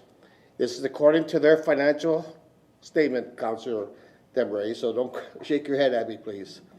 Revenues of $3.1 million. They go on to say that they continue to focus on stewardship to the reduction of long-term debt resulting from the purchase and maintenance of Charlotte Street and Nickel Street properties, as well as the funding of the program continuation reserve and the capital replacement reserve. So it's telling me they have a lot of money or some monies in reserve accounts, 2 reserve accounts that, of course, the financial statement doesn't state how much money. I'm just wondering why they are requesting that we give them $4,000 when they have a $288,000 surplus. It doesn't make sense to me. I think they're taking advantage of us. And this was the 5th consecutive year of revenue growth and surplus to support the long-term sustainability of the agency. So this is the 5th year they've had a surplus, and we're still giving them money every year. There's nothing in the financial report that state that they want to improve the reach out center, and this is where supposedly this money is going to be going. And for reasons of transparency, I can't support this motion of the Port Cares. I will definitely support the Lions Club 100%. And there's a lot of other groups in this city that do not have the reserves or the money in the bank like Port Cares has. They haven't proven to me that they've done a good job of handling their financial situation, Mr. Mayor. So I'm just wondering, when the time comes to vote, I would like to vote on them separate, the Lions and the Port Cares, because I don't want to have to vote no when the Lions Club not get anything out of it. Councillor Bruno? Through you to Councillor Bagu, I think your questions are more than fair. All I can say to you is that, like the things that come to this table, it's a composite of 5 opinions. And so with respect to that particular one, it was pointed out, and it perhaps should have came in that way, that this was a standalone reach out center request, and that is a standalone different funding format than that overall composite. I'm not trying to put any spin on it. I'm just trying to explain, what happened at the meeting. So the Reach Out Center was a standalone request, and the number that always comes in on every request is a combination of the average of each voting member's concurrence, non-concurrence, or suggestion. So it is a fair process, but like at this table, it is a majority rule, and it is an average of everybody's opinion. I hope that helped answer your question. But I think it's fair to also do those in isolation. Thanks. Councillor Desmarais? Thank you, Mr. Mayor. Through you, I'm not able to speak to Port Carroll's finances tonight, but I certainly would be very much in favor of having someone from Port Carroll come and explain the glitch that causes that to look like there is this great amount of money sitting around, because there is not. I can say that for certain. They're actually desperately right now trying to replace funds that they don't have to finish out this year. So it's a very difficult time for them.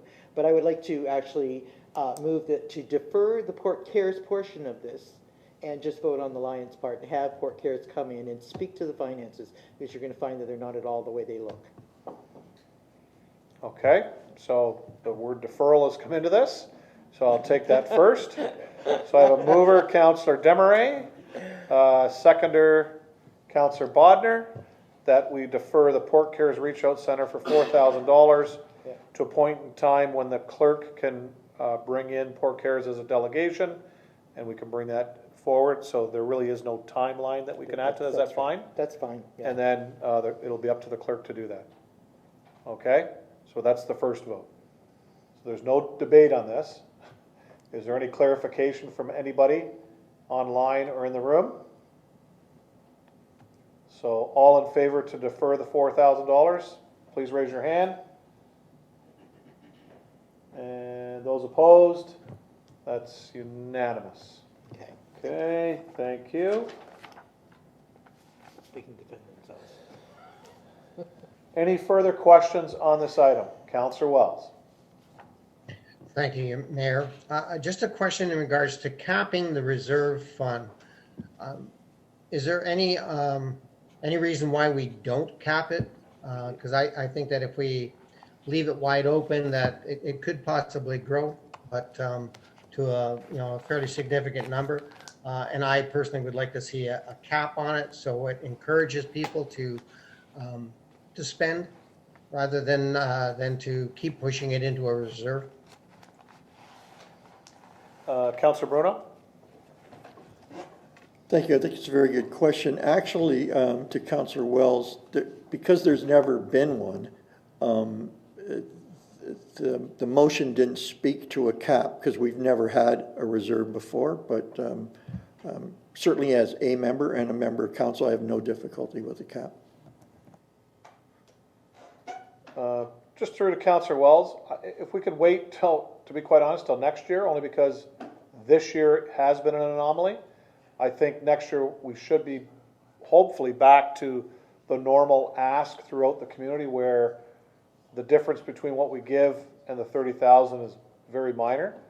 Back in the day when this was under the Hydro Board, those reserves just went back into that every year. It was never put somewhere else. It always stayed in the funds for the community. So sometimes it grew, sometimes it didn't. There were years that we actually gave away a little bit more money than what our normal give was, because it was a higher ask year. As Councillor Bruno said previously, there are those out there that have these one-off projects that, it's a group that rarely comes to you, but they have something that has to be done, and they just can't afford it, so they come to us. So if we could do that, I agree with you. But I think putting a cap this year where next year there may not be anything, I don't know. It's really minuscule. Normally, that's what I'm saying. If we maybe throw this back to the committee for next year to bring forward an option with regards to that and see where we are next year with our give, I think it'll just give us a better idea of doing that. Is that okay, Councillor? Absolutely. Again, it was just a matter of putting some boundaries on it. Yeah, so once we move this, if we can have the clerk send a note to Nancy with regards to that, so we can track it for next year to make sure next year is more normal than it was this year, that we can bring back an option for capping. So yes, I will let the committee know.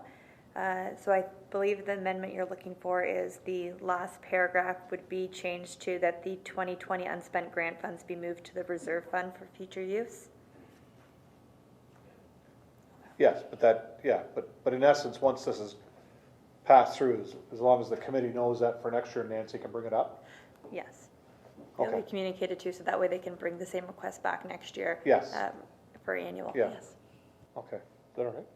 You guys okay with that? Yeah. You're on it. Councillor Beauregard's on that. You all right with that, Councillor Beauregard? You're on that committee? Yes, I'm fine with that. Okay. Councillor Bodnar, question? Just kind of a statement. I'm kind of okay with looking at if the reserve gets out of hand, but I wouldn't want the committee to just be shoveling money out the door because they got to get rid of 30 grand. I think that committee's been very diligent Yes. in that if you don't need the money, you're not getting the money. And if you haven't provided all the financials and everything else, like Councillor Baggy was asking about, that you don't get it. So, and am I wrong? Are all the members on there council members, or is there a couple of members of the public? Sorry. 3 councillors, 2 citizens. Right. So in essence, council has a good handle on what's going on in that committee. So. And we've tightened the rules, Councillor, over the last number of years. Absolutely. Actually, Yeah. when Councillor Bruno and I served a number of years ago, when it was the hydro, we actually brought in a lot of the policies and procedures of the Ontario Trillium Foundation to it, and then we've tweaked it since then, and along with our two public members. So you're correct. If we find, if you had $1 million in the bank, you're not going to get this. If that's how it is. That's not what happened in that case that Councillor Maggie brought up, but there are those. But this year wasn't an anomaly where we actually had more money to give, but groups went and said we didn't do it. So just wait. So they may reapply. So, and if new people apply, it does allow us to funnel that money to really back towards really where it came from, or where it was going to in the first place. Councillor? I think the wisdom of the council at the time has always made it so that what Councillor Baggio has brought up actually can happen. So in other words, our ruling or our assessment of those things results in the money you see, but it can't get sent out until we have a meeting like this, which allows for this kind of debate and, I would say, double check. And that actually comes from the Ontario Trillium Foundation also, where you used to have the regional boards that would pass, like Niagara has its own board, would pass small grants. The main board, it would come to us when I sat on that board, and we would pass it. Now, very rarely do we pull anything. And then the main board also worked with cross-Ontario granting, like places like the United Way that would do a whole Ontario thing, and we'd be giving them like $3 or $4 million, and it could be a long-term project or things like that. So this has that double check on it where the committee vets it, sends it to you, you can ask questions. If you don't feel comfortable with something, then we can just, like tonight, we're debating it here, and we can come up with those answers, so. Okay. Any further questions online? Councillor Beauregard. Through your worship to all of council, I just wanted to say that I think it's a good idea that we do wait because, like you said, your worship, that we actually had more money to give, but not too many people came with us with asks. It's anticipated by the committee that there will be a lot of asks in 2021. So I think we do need to just sit and wait for a little bit. Thank you. Any further questions? Please raise your hand. All those in favor? That's carried. That was on the remainder. Okay, Madam Clerk? 9. Item number 9 is Niagara Region Affordable Housing Strategy Update. Councillor Desmarais. and seconded by Councillor Beauregard. Councillor Desmarais. Thank you, Mr. Mayor. Through you. In reading through this, I'm really pleased to see that it's come this far, but I was looking at some of the short-term strategies that the region has developed to respond to what's happened with COVID. And I'm just looking at our city, and I was actually talking to Councillor Bodner before the meeting tonight, asking if he'd received any calls for people looking for housing, because I've received several. With the changing in the renting rules that just recently changed through the province, now we're seeing families being kicked out left, right, and center. There's nowhere for them to go. They already were in situations that were barely affordable, if affordable at all, and now they're in a very affordable situation. They're right in the street. So there's a real problem. We don't have housing. There's nothing available for them to go to. And what you could maybe stick them into are rooms in basements of decrepit old buildings. That's it. There isn't anything else. So I'm hoping that our planning department, maybe, I don't know if Dan and his crew could do this or who it would require from the city, but I'd be willing to step in and help if I could, that we could come up with some maybe short-term responses to what's happening right now, because it is a deadly situation. I know Port Cairns isn't able to do very much about it either. There's just not the availability, and it's a problem. And I know that we're working on a possibility for the future, but that's going to be a few years out. That's not going to be immediate. So I'm looking at vacant buildings. I'm looking at opportunities for people to do space sharing. I'm sure we must have some small infill sell-off lots that maybe could accommodate tinier houses. Possibly we could, romance a developer that might be able to come in and do some work for less of a profit. I don't know, but I think we need to sit down and we need to look at this, because these are the people who have taken the city to where it is. We shouldn't be abandoning them, and this is a really tough time. So if we can, I would really appreciate that we could, put our heads together and come up with something. The region is trying, obviously. Yeah, we do have a developer that is working with planning staff, and part of his development is affordable housing. Good. So, but again, it's like you said, it's not tomorrow. It takes a little bit of time. So, and we've had another developer that we spoke with senior staff. They came in there to buy a very large acreage, and that portion of affordable housing will fit into that huge development. But again, just to even get close to being in the ground is a 2-year process with all the it's one of the problems. Secondary planning and the planning of subdivisions and all that. It's a very long process. So you're correct. I know right now, now unfortunately I don't think it would help us here in Port Colborne, but I know St. Catharines and Niagara Falls are talking to both federal and provincial government about buildings that they own that they're not using anymore, that they can turn into more affordable housing apartment type units that they can actually redevelop very quickly, because really the bones are already there. So, but both Scott and I have talked about a few buildings in town, but they really aren't conducive to that. They're more conducive to more like office space or things, because they're not the whole building isn't empty right now. That's government owned. So, but we put our heads together. We couldn't find anything. What about working to get with some private owners that have places that maybe could just use a little bit of assistance to get moving or whatever, move some barriers out of the way, whatever, but we have to do something. So why don't I do this? Scott and I will talk to Mr. Long, our new strategic planning manager, who's taking over from Cease, and we can bring that to his attention and see what he can pull together for us, and have conversations with councillors for any ideas that they may have, and see where we can move from there. How's that sound? That would be great. Okay. Yeah. Scott, you'll move forward with that with Gary, you and I, and whoever else needs to be involved? Yep. Good, thank you. Thank you. Okay. Any further questions for those online? Seeing none, all those in favor, please raise your hand. That's carried unanimously. Opposed? Yeah, okay. Well, I looked at it. Well, I was checking. I was moving from my left to my right, Councillor. So, anyways, thank you. Yeah. Item 10, Niagara Region Natural Environment Work Program. It's Phase 4, Identification and Evaluation of Options, PDS 26-2020.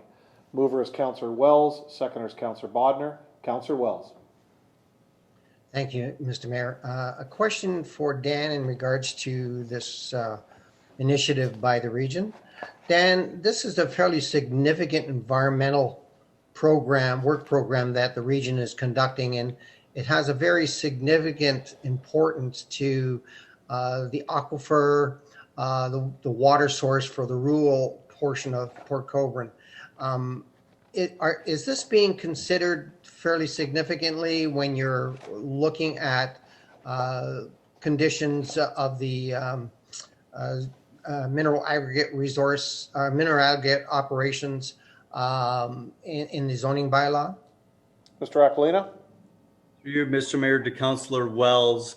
I have recently met with the Niagara regional staff, and you're correct. What this initiative is part of the regional update to their official plan, and does have the component that deals with groundwater, which we know that is an issue out in Ward 4. At the time of the mineral aggregate update, it's still in the preliminary review. We just finished the open house. I talked to the regional staff. They're still working on actually updating policies that would be reflective on the groundwater and what to do with that is outside of the source water protection.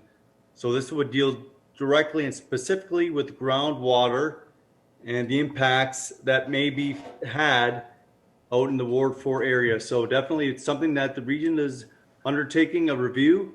And once that is done, our official plan would be updated to mimic the regional plan. And then if it's something that our zoning bylaw can capture, it's all a matter of timing as to when this policy review would be completed by the region. Councillor Wells? No, that answers my question. Thank you, Mayor. Thank you, Dan. Thank you, Councillor. Councillor Bodnar? I think Harry snuck in and read all of my notes. That's exactly, good wording, Harry. I had a couple more words in there, but it was, you did it right on. If anybody wants to look on page 133 of this report, it does specifically talk about maintaining linkages and related functions among groundwater features. And I had sent something off to Dan today, and what he responded to is exactly what I wanted to hear, actually, that you know, it does have some significance to the work we're doing in regards to the quarry. So that's good. Good. Thank you, councillors. Any further questions? Seeing none, please raise your hand. All those in favor? That's unanimous. Proclamations this evening, there are none. Minutes of boards, commissions, and committees. I have the minutes of the Port Colborne Public Library Board meeting of June 23rd, 2020 and August 18th, 2020. Mover is Councillor Bruno, seconder is Councillor Danch. Any questions to this? All those in favor, please raise your hand. That's unanimous. Councillors' items and staff responses. Staff responses are first. I'll go to the room here. Any staff have anything? No? Staff, I have Mr. Shapowski first. Steve? Thank you, Your Worship. Just a couple updates that we previously had we wanted to touch up on. With the Eagle Marsh drain, firstly, we wanted to provide an update on the status of the drain repairs. Staff previously noted that repairs were underway, with the majority being the actual screws that lift the gate up and down. The new lift screws were custom made, and they've just been completed now, and we're actually looking to book them in for next week to be installed. So we should see that up and running very soon. Secondly, we had some traffic studies that council's aware of right now. So I just wanted to give a little bit of insight as to when you'll be seeing them. We'll be presenting the Stanley Street and Wood Lane report, along with the King Street and Sugar Street report at the September 28th meeting, and then the Cement Road and Clarence Street report and Chippewa and Berkeley report will be presented on the October 13th meeting. Next, we had a couple streetlight repairs. So there are a few locations throughout the city that require repairs beyond the typical maintenance activities. Staff are currently waiting on quotes and will bring forth a report to council outlining the issues and a funding strategy to fix those issues. We're anticipating this report to come to council on September 28th at this time. And lastly, one more. I'm sure the majority of our residents have seen that Highway 3 has been closed to replace the cross culvert between White Road and Miller Road. We've been updated by the consultant responsible for the job, and they've projected a completion date of October 1st.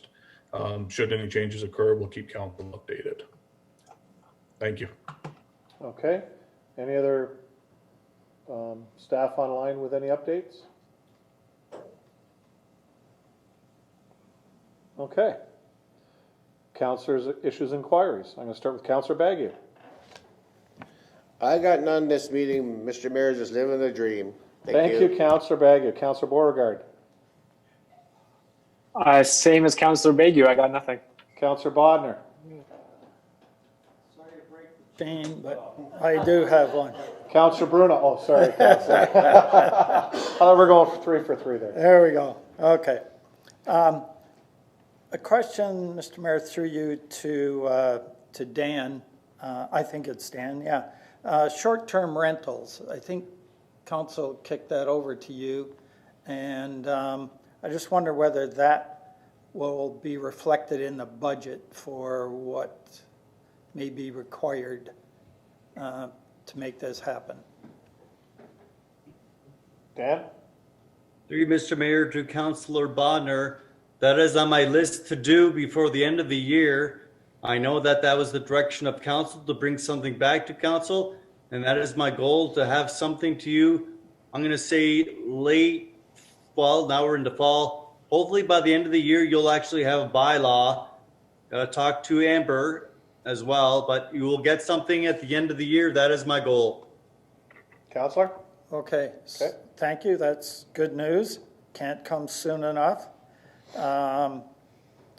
Dealing with this almost every weekend, and that's where my question with the fire chief comes in. Chief, are you still there? I am. Yep. Thanks, Mr. Mayor. Through you. This last weekend in a short-term rental, the one that's been problematic, certainly that I hear a lot about, they had a very large fire going. Not on the beach, this is lakefront property, but actually on the property in what is a very dry area in that kind of pine forest there. And the people, I was away this weekend, so they didn't directly get to me until after the fact. But can you tell us the process that someone has to go through to get the fire department to respond and look to see whether this is a hazard? Fire chief? Through your worship, Councillor Bodnar and all of council. It's a good question, and I've tried to explain it to council in the past and councils in the past. Basically, what we ask people to do is call 911. When they do so, that particular call is answered by Niagara Regional Police. They'll ask what type of emergency and for what city, and they will get what information they can off the caller. They'll transfer it to our dispatch center, which is in St. Catharines, at St. Catharines Fire Department, their old headquarters building. They'll dispatch us once they get the information, and they could dispatch Niagara Regional Police at the same time, or police they usually listen into those calls, and if they think it could be a police issue, they will respond with us, or we can ask them to respond with us if there's a wild party going on. But we need to get called at the time of the incident. That way we've caught them in the act. And depending on the situation and how bad it is, and if it gets out of hand, police can deal with the issues around the people, and we can deal with the issues around the fire. If we have to put the fire out, if they refuse, we send them a bill for our trucks that respond to that call. But under normal circumstances, they would receive a warning. And then if there was to be a real occurrence, they would then get a bill. Councillor? Okay, so just to pick up on that, who gets the bill? The people that are the renters or the person that owns the rental unit? Your worship, through you to Councillor Bodnar, the bill is sent to the owner of the property, and it would be up to him to collect it from the renters. That's been standard policy in the cities for a number of years. Thank you, that's good information.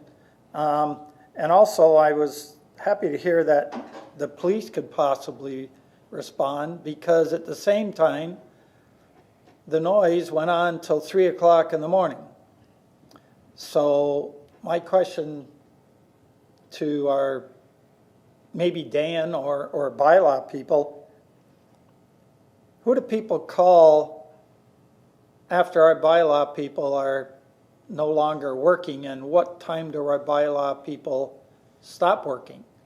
So I'm kind of getting this out there for the public as well as, you know, people that are calling me. So whoever can answer Hanson? that. Thank you, Mr. Mayor. Through you to Councillor Bodnar and the rest of council. Bylaw staff work basically from sunrise to sunset 7 days a week during the summer months, and then regular business hours from there on. You can call the Niagara Regional Police. They have the ability to enforce our bylaw, as well as they have the criminal code to deal with mischief and any other issues that they want to attend to. So they can call the Niagara Regional Police to attend to a party at 3 o'clock in the morning and deal with rowdy people having a party. Okay, so what if the people don't want to wait till 3 o'clock in the morning?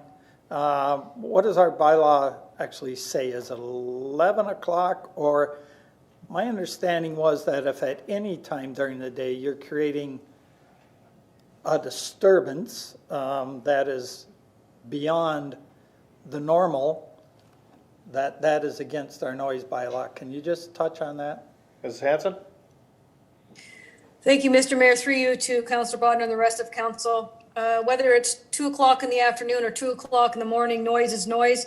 And therefore, if there is an issue, you, again, during working hours, you can call our office, but after hours, and again, if it becomes a large issue or a rowdy issue, we will ask the police to assist us during daylight hours. But after that, you can call the Niagara Regional Police.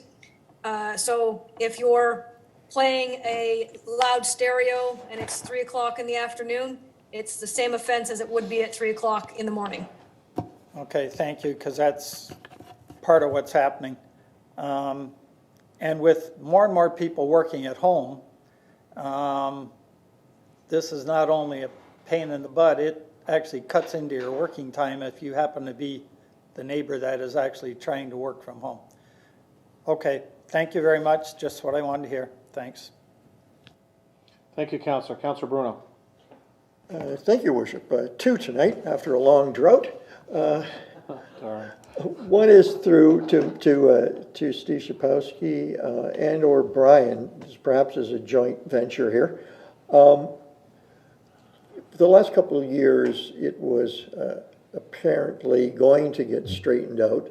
Some inequities surrounding the storm sewer charge for folks that live in the fringe area of a non-urban service but not on a municipal drain. And there was talk about dealing with those, Peter and Chris, on a one-off basis if they didn't fit into the storm sewer charge. That hasn't been done, and we're about to enter the third taxation year. The other one was, and I spoke to, as the council would know, to Steve today, about our ability to explain the policy when it comes to, and I'll give you an example in my ward, where you have Merritt Parkway, Coronation Drive, who are on the Eagle Marsh Drain, but very much in the urban service area and very much surrounded by other areas that have storm sewer. And so they may get a storm sewer. And so there was this talk about, you know, this money would go in a bank based on that address. And then at the end of the day, you know, if you sold the property, it stays with the property. If you got a drain, it would be like that. All needs to be somewhere so that this council, the next council, anybody asks the question, where's this $100 going? There's an answer.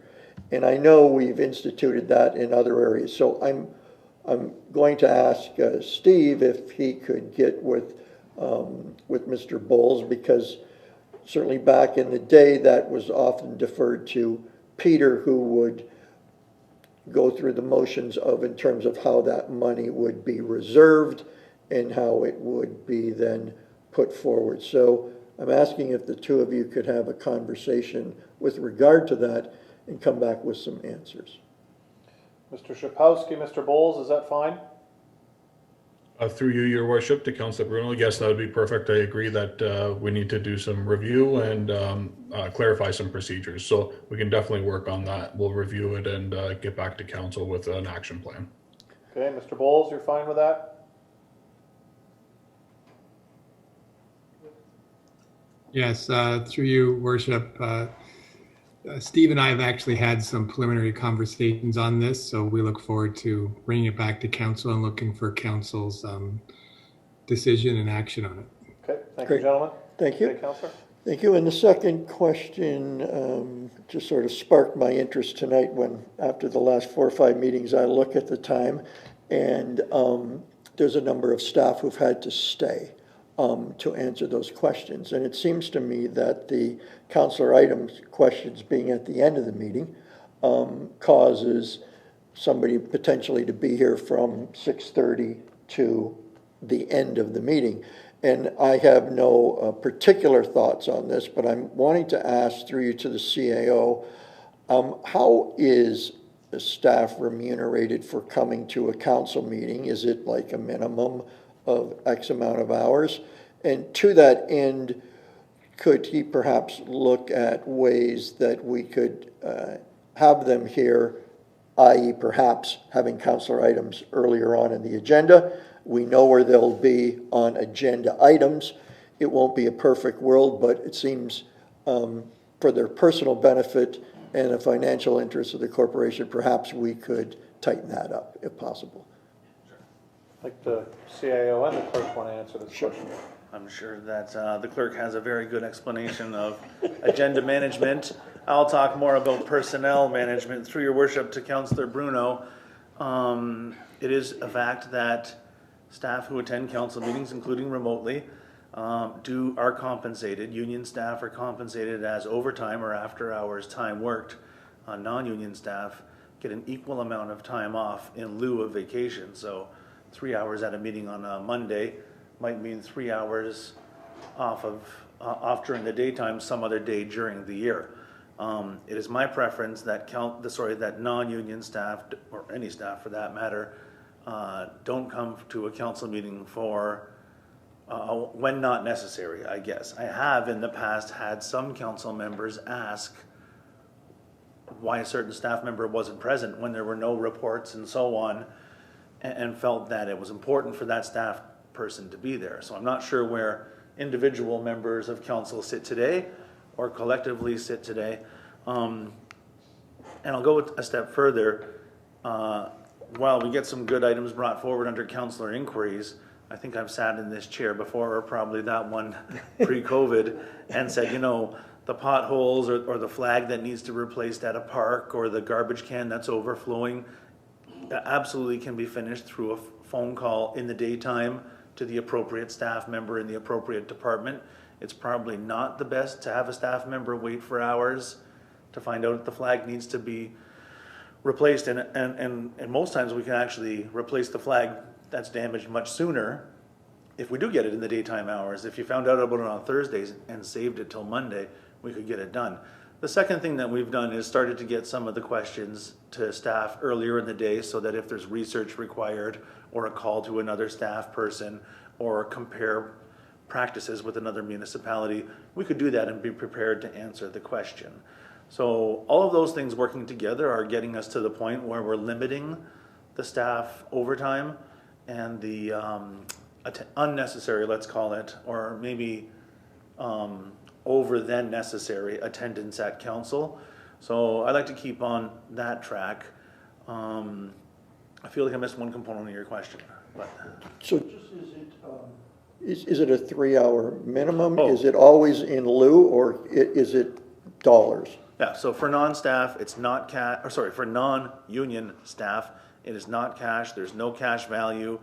There is a maximum hours per year, and once that's pierced, there's no extra, and it is not capped. So someone's here from 6:30 to 7:30, that's 1 hour.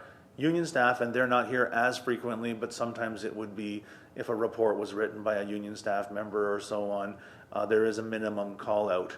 And I think it's 3 or 4 hours. I'd have to look at my QP agreement. So I'll let the clerk answer the agenda management. Madam Clerk, thank you. Interesting, through the chair, interesting that you mentioned this today because staff was also talking about this today. Yes, because you read our minds. This was a COVID measure. As you know, prior to March, we did committee of the whole agenda and we did council agenda. But part of throwing everything together with COVID, we decided to take away the committee of the whole. It did not have councillor items in it. It also didn't have presentations and delegations. So we kind of meshed the two agendas, thinking this was going to be short term.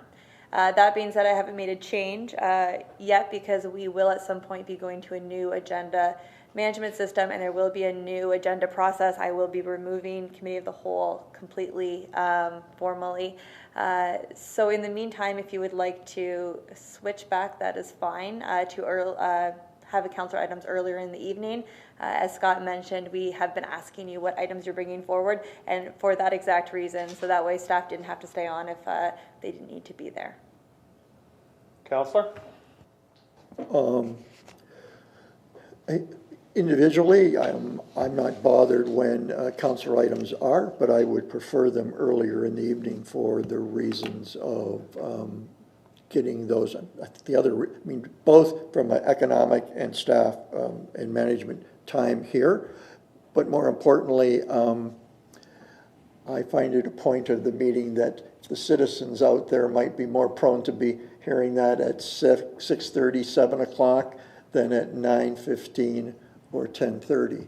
So personally, I would like to see council items at the top end of the agenda somewhere. Okay. Clerk has that, right? So when you design the new system, then you can put it that way. Yes. I will be seeking all of your comment anyway regarding the procedural bylaw and agendas in general, but that is definitely noted. Thank you. Thank you. Councillor Danch. Is all right? Fine with me, sir. No, you don't have any questions? No, I do not. Thank you. Councillor Desmarais. No, I have no more. Thank you. Councillor Clayliff. Sorry, I've got one or two. That's okay.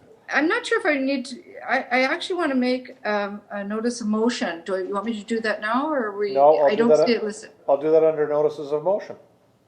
Okay, I don't see it on our agenda. That's why I'm asking. Well, it comes after councillors' items before consideration of bylaws. So, as far as notices of motion, do you have any questions though? Do you want me to go ahead and make my? No. No. I'm sorry, pardon? That's not on the agenda yet. Do you have any questions aside from your notices of? No, nothing. No, you're okay. Thank you, Councillor. Councillor Wells. Thank you, Mr. Mayor. I do have one question for Sherry. It's in regards to calling in the tow trucks for illegal parking. When we call the tow trucks in, if the illegal parker leaves before the tow truck gets there, are we charged for the tow truck being not getting there in time? Mrs. Hanson? Through you, Mr. Mayor, to Councillor Wells and rest of council. No, we have it set up that they get, the tow truck company charges for the tow that they make, not the calls that they get. Thank you. Thank you, Councillor. Now, notices of motion. Councillor Clayliff. Thank you, Mr. Mayor. Through you, I'm not sure if Councillor Butters is still on the call or not. Not that I think she's left. Okay, well, actually, I was just I'm looking for Councillor Butters' support in my request. I'd like to make a notice of motion that Port Colborne. Just, the deputy clerk said that Councillor Butters is still on the line. Thank you, Councillor Butters. Go ahead, Councillor Clayliff. Oh, I see her. Okay, so hopefully I'm looking for her support in this motion.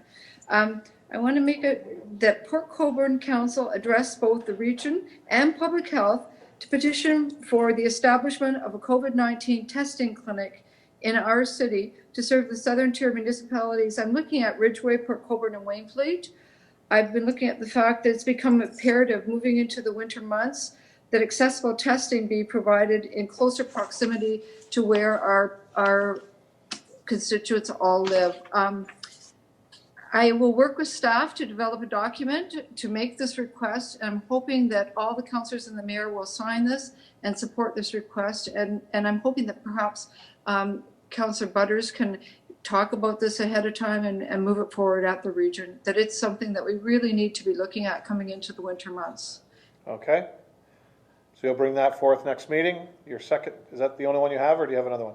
No, I have one more, and Okay. and I'm going to put it forward. I know I'd mentioned this once before, and I meant to talk with you, and I'm sorry, Mr. Mayor, I didn't speak with you about this one, but I wanted to get it out as well. I just want to make a notice of motion. The City of Port Colborne requests that the NHS reinstate the use of the helicopter pad located at Port Colborne Hospital. There's really a great need for the service of Port Colborne to provide timely access to needed advanced medical care when it's required.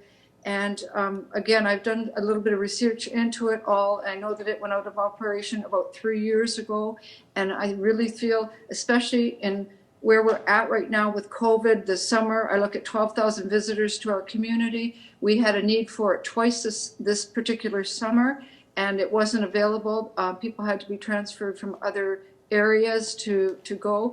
And something that came forward that I'm not sure, one of the councillors said to me that well, you have to take them to Welland or someplace to stabilize them anyway. I just want to make sure that councillors realize that when the helicopter comes in, when Orange comes, they have doctors aboard, they have probably better medical equipment than we do at most of the hospitals in Niagara.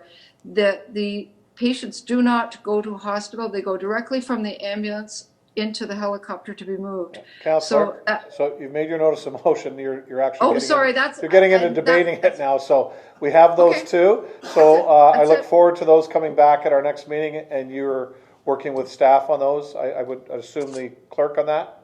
Yes. Good, perfect, thank you, Councillor. Yeah, notices of motion are short and sweet, to be quite honest, just so you know. My apologies. Yeah, just so that when you bring them forward that there is time for debate, not that it's already been done. Any other notices of motion? Seeing none, consideration of bylaws. Madam Clerk, we have a number of bylaws today. We do have a split, so if you want to, do you want to pull that? So the bylaws this evening are 5 bylaws, 6816-6620 to 6820-70-20. But the first bylaw to be pulled will be 6817-67-20. Okay, thank you, Madam Clerk. So that is moved by Councillor Wells, seconded by Councillor Desmarais. Questions on that, Councillor Wells? Yes, thank you, Mr. Mayor. That one there should be consistent with the bylaws 6816, 6620 with regards to the times of the day. So I would ask that the times of the day be from, in column 4, be from 9 p.m. to 6 a.m. Madam Clerk? I believe this is for Ms. Hanson to answer. Mrs. Hanson?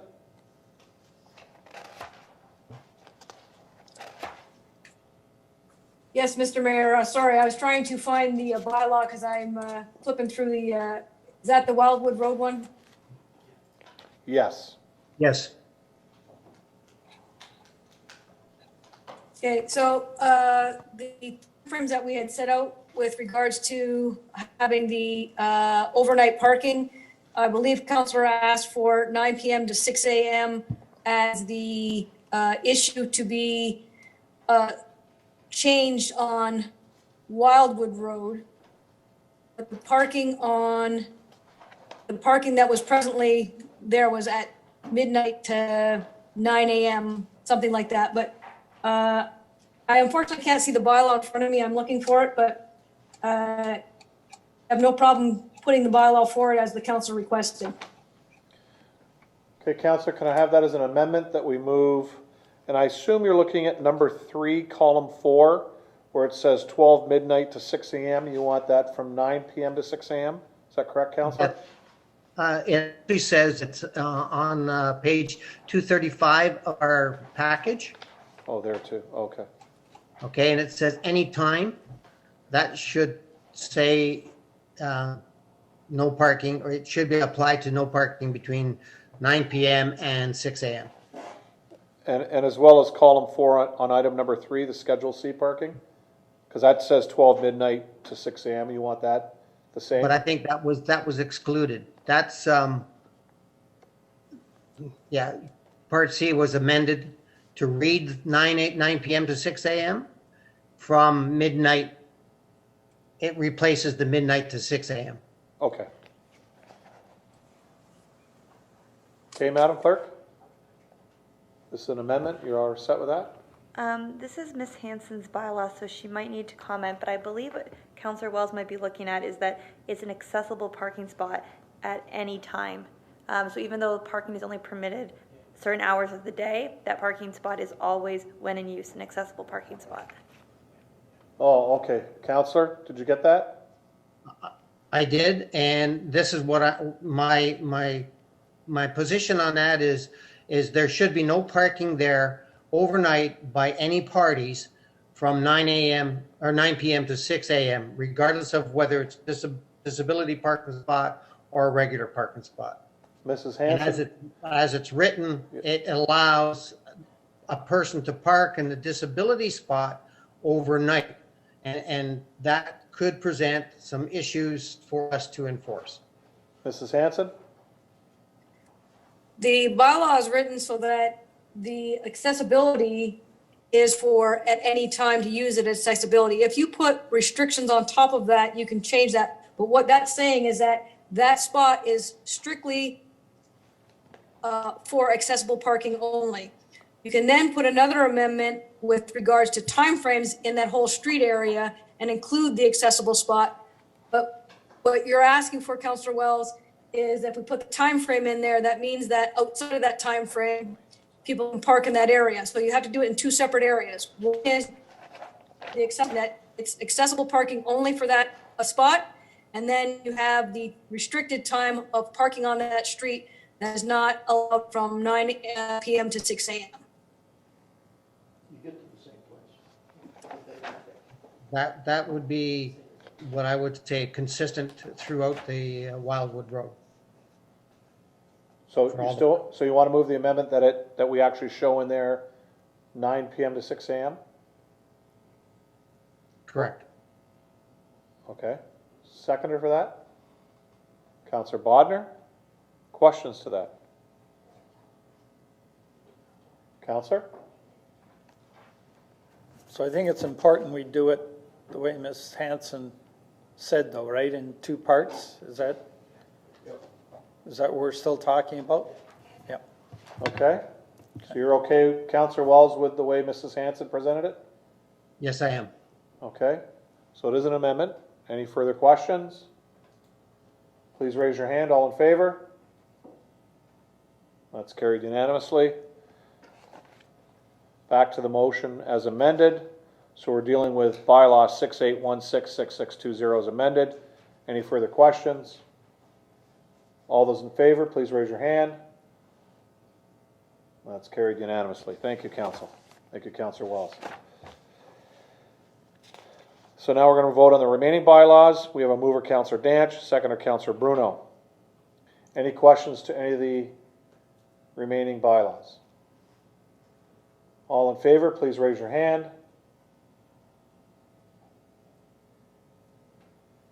Opposed, if any? That's carried unanimously.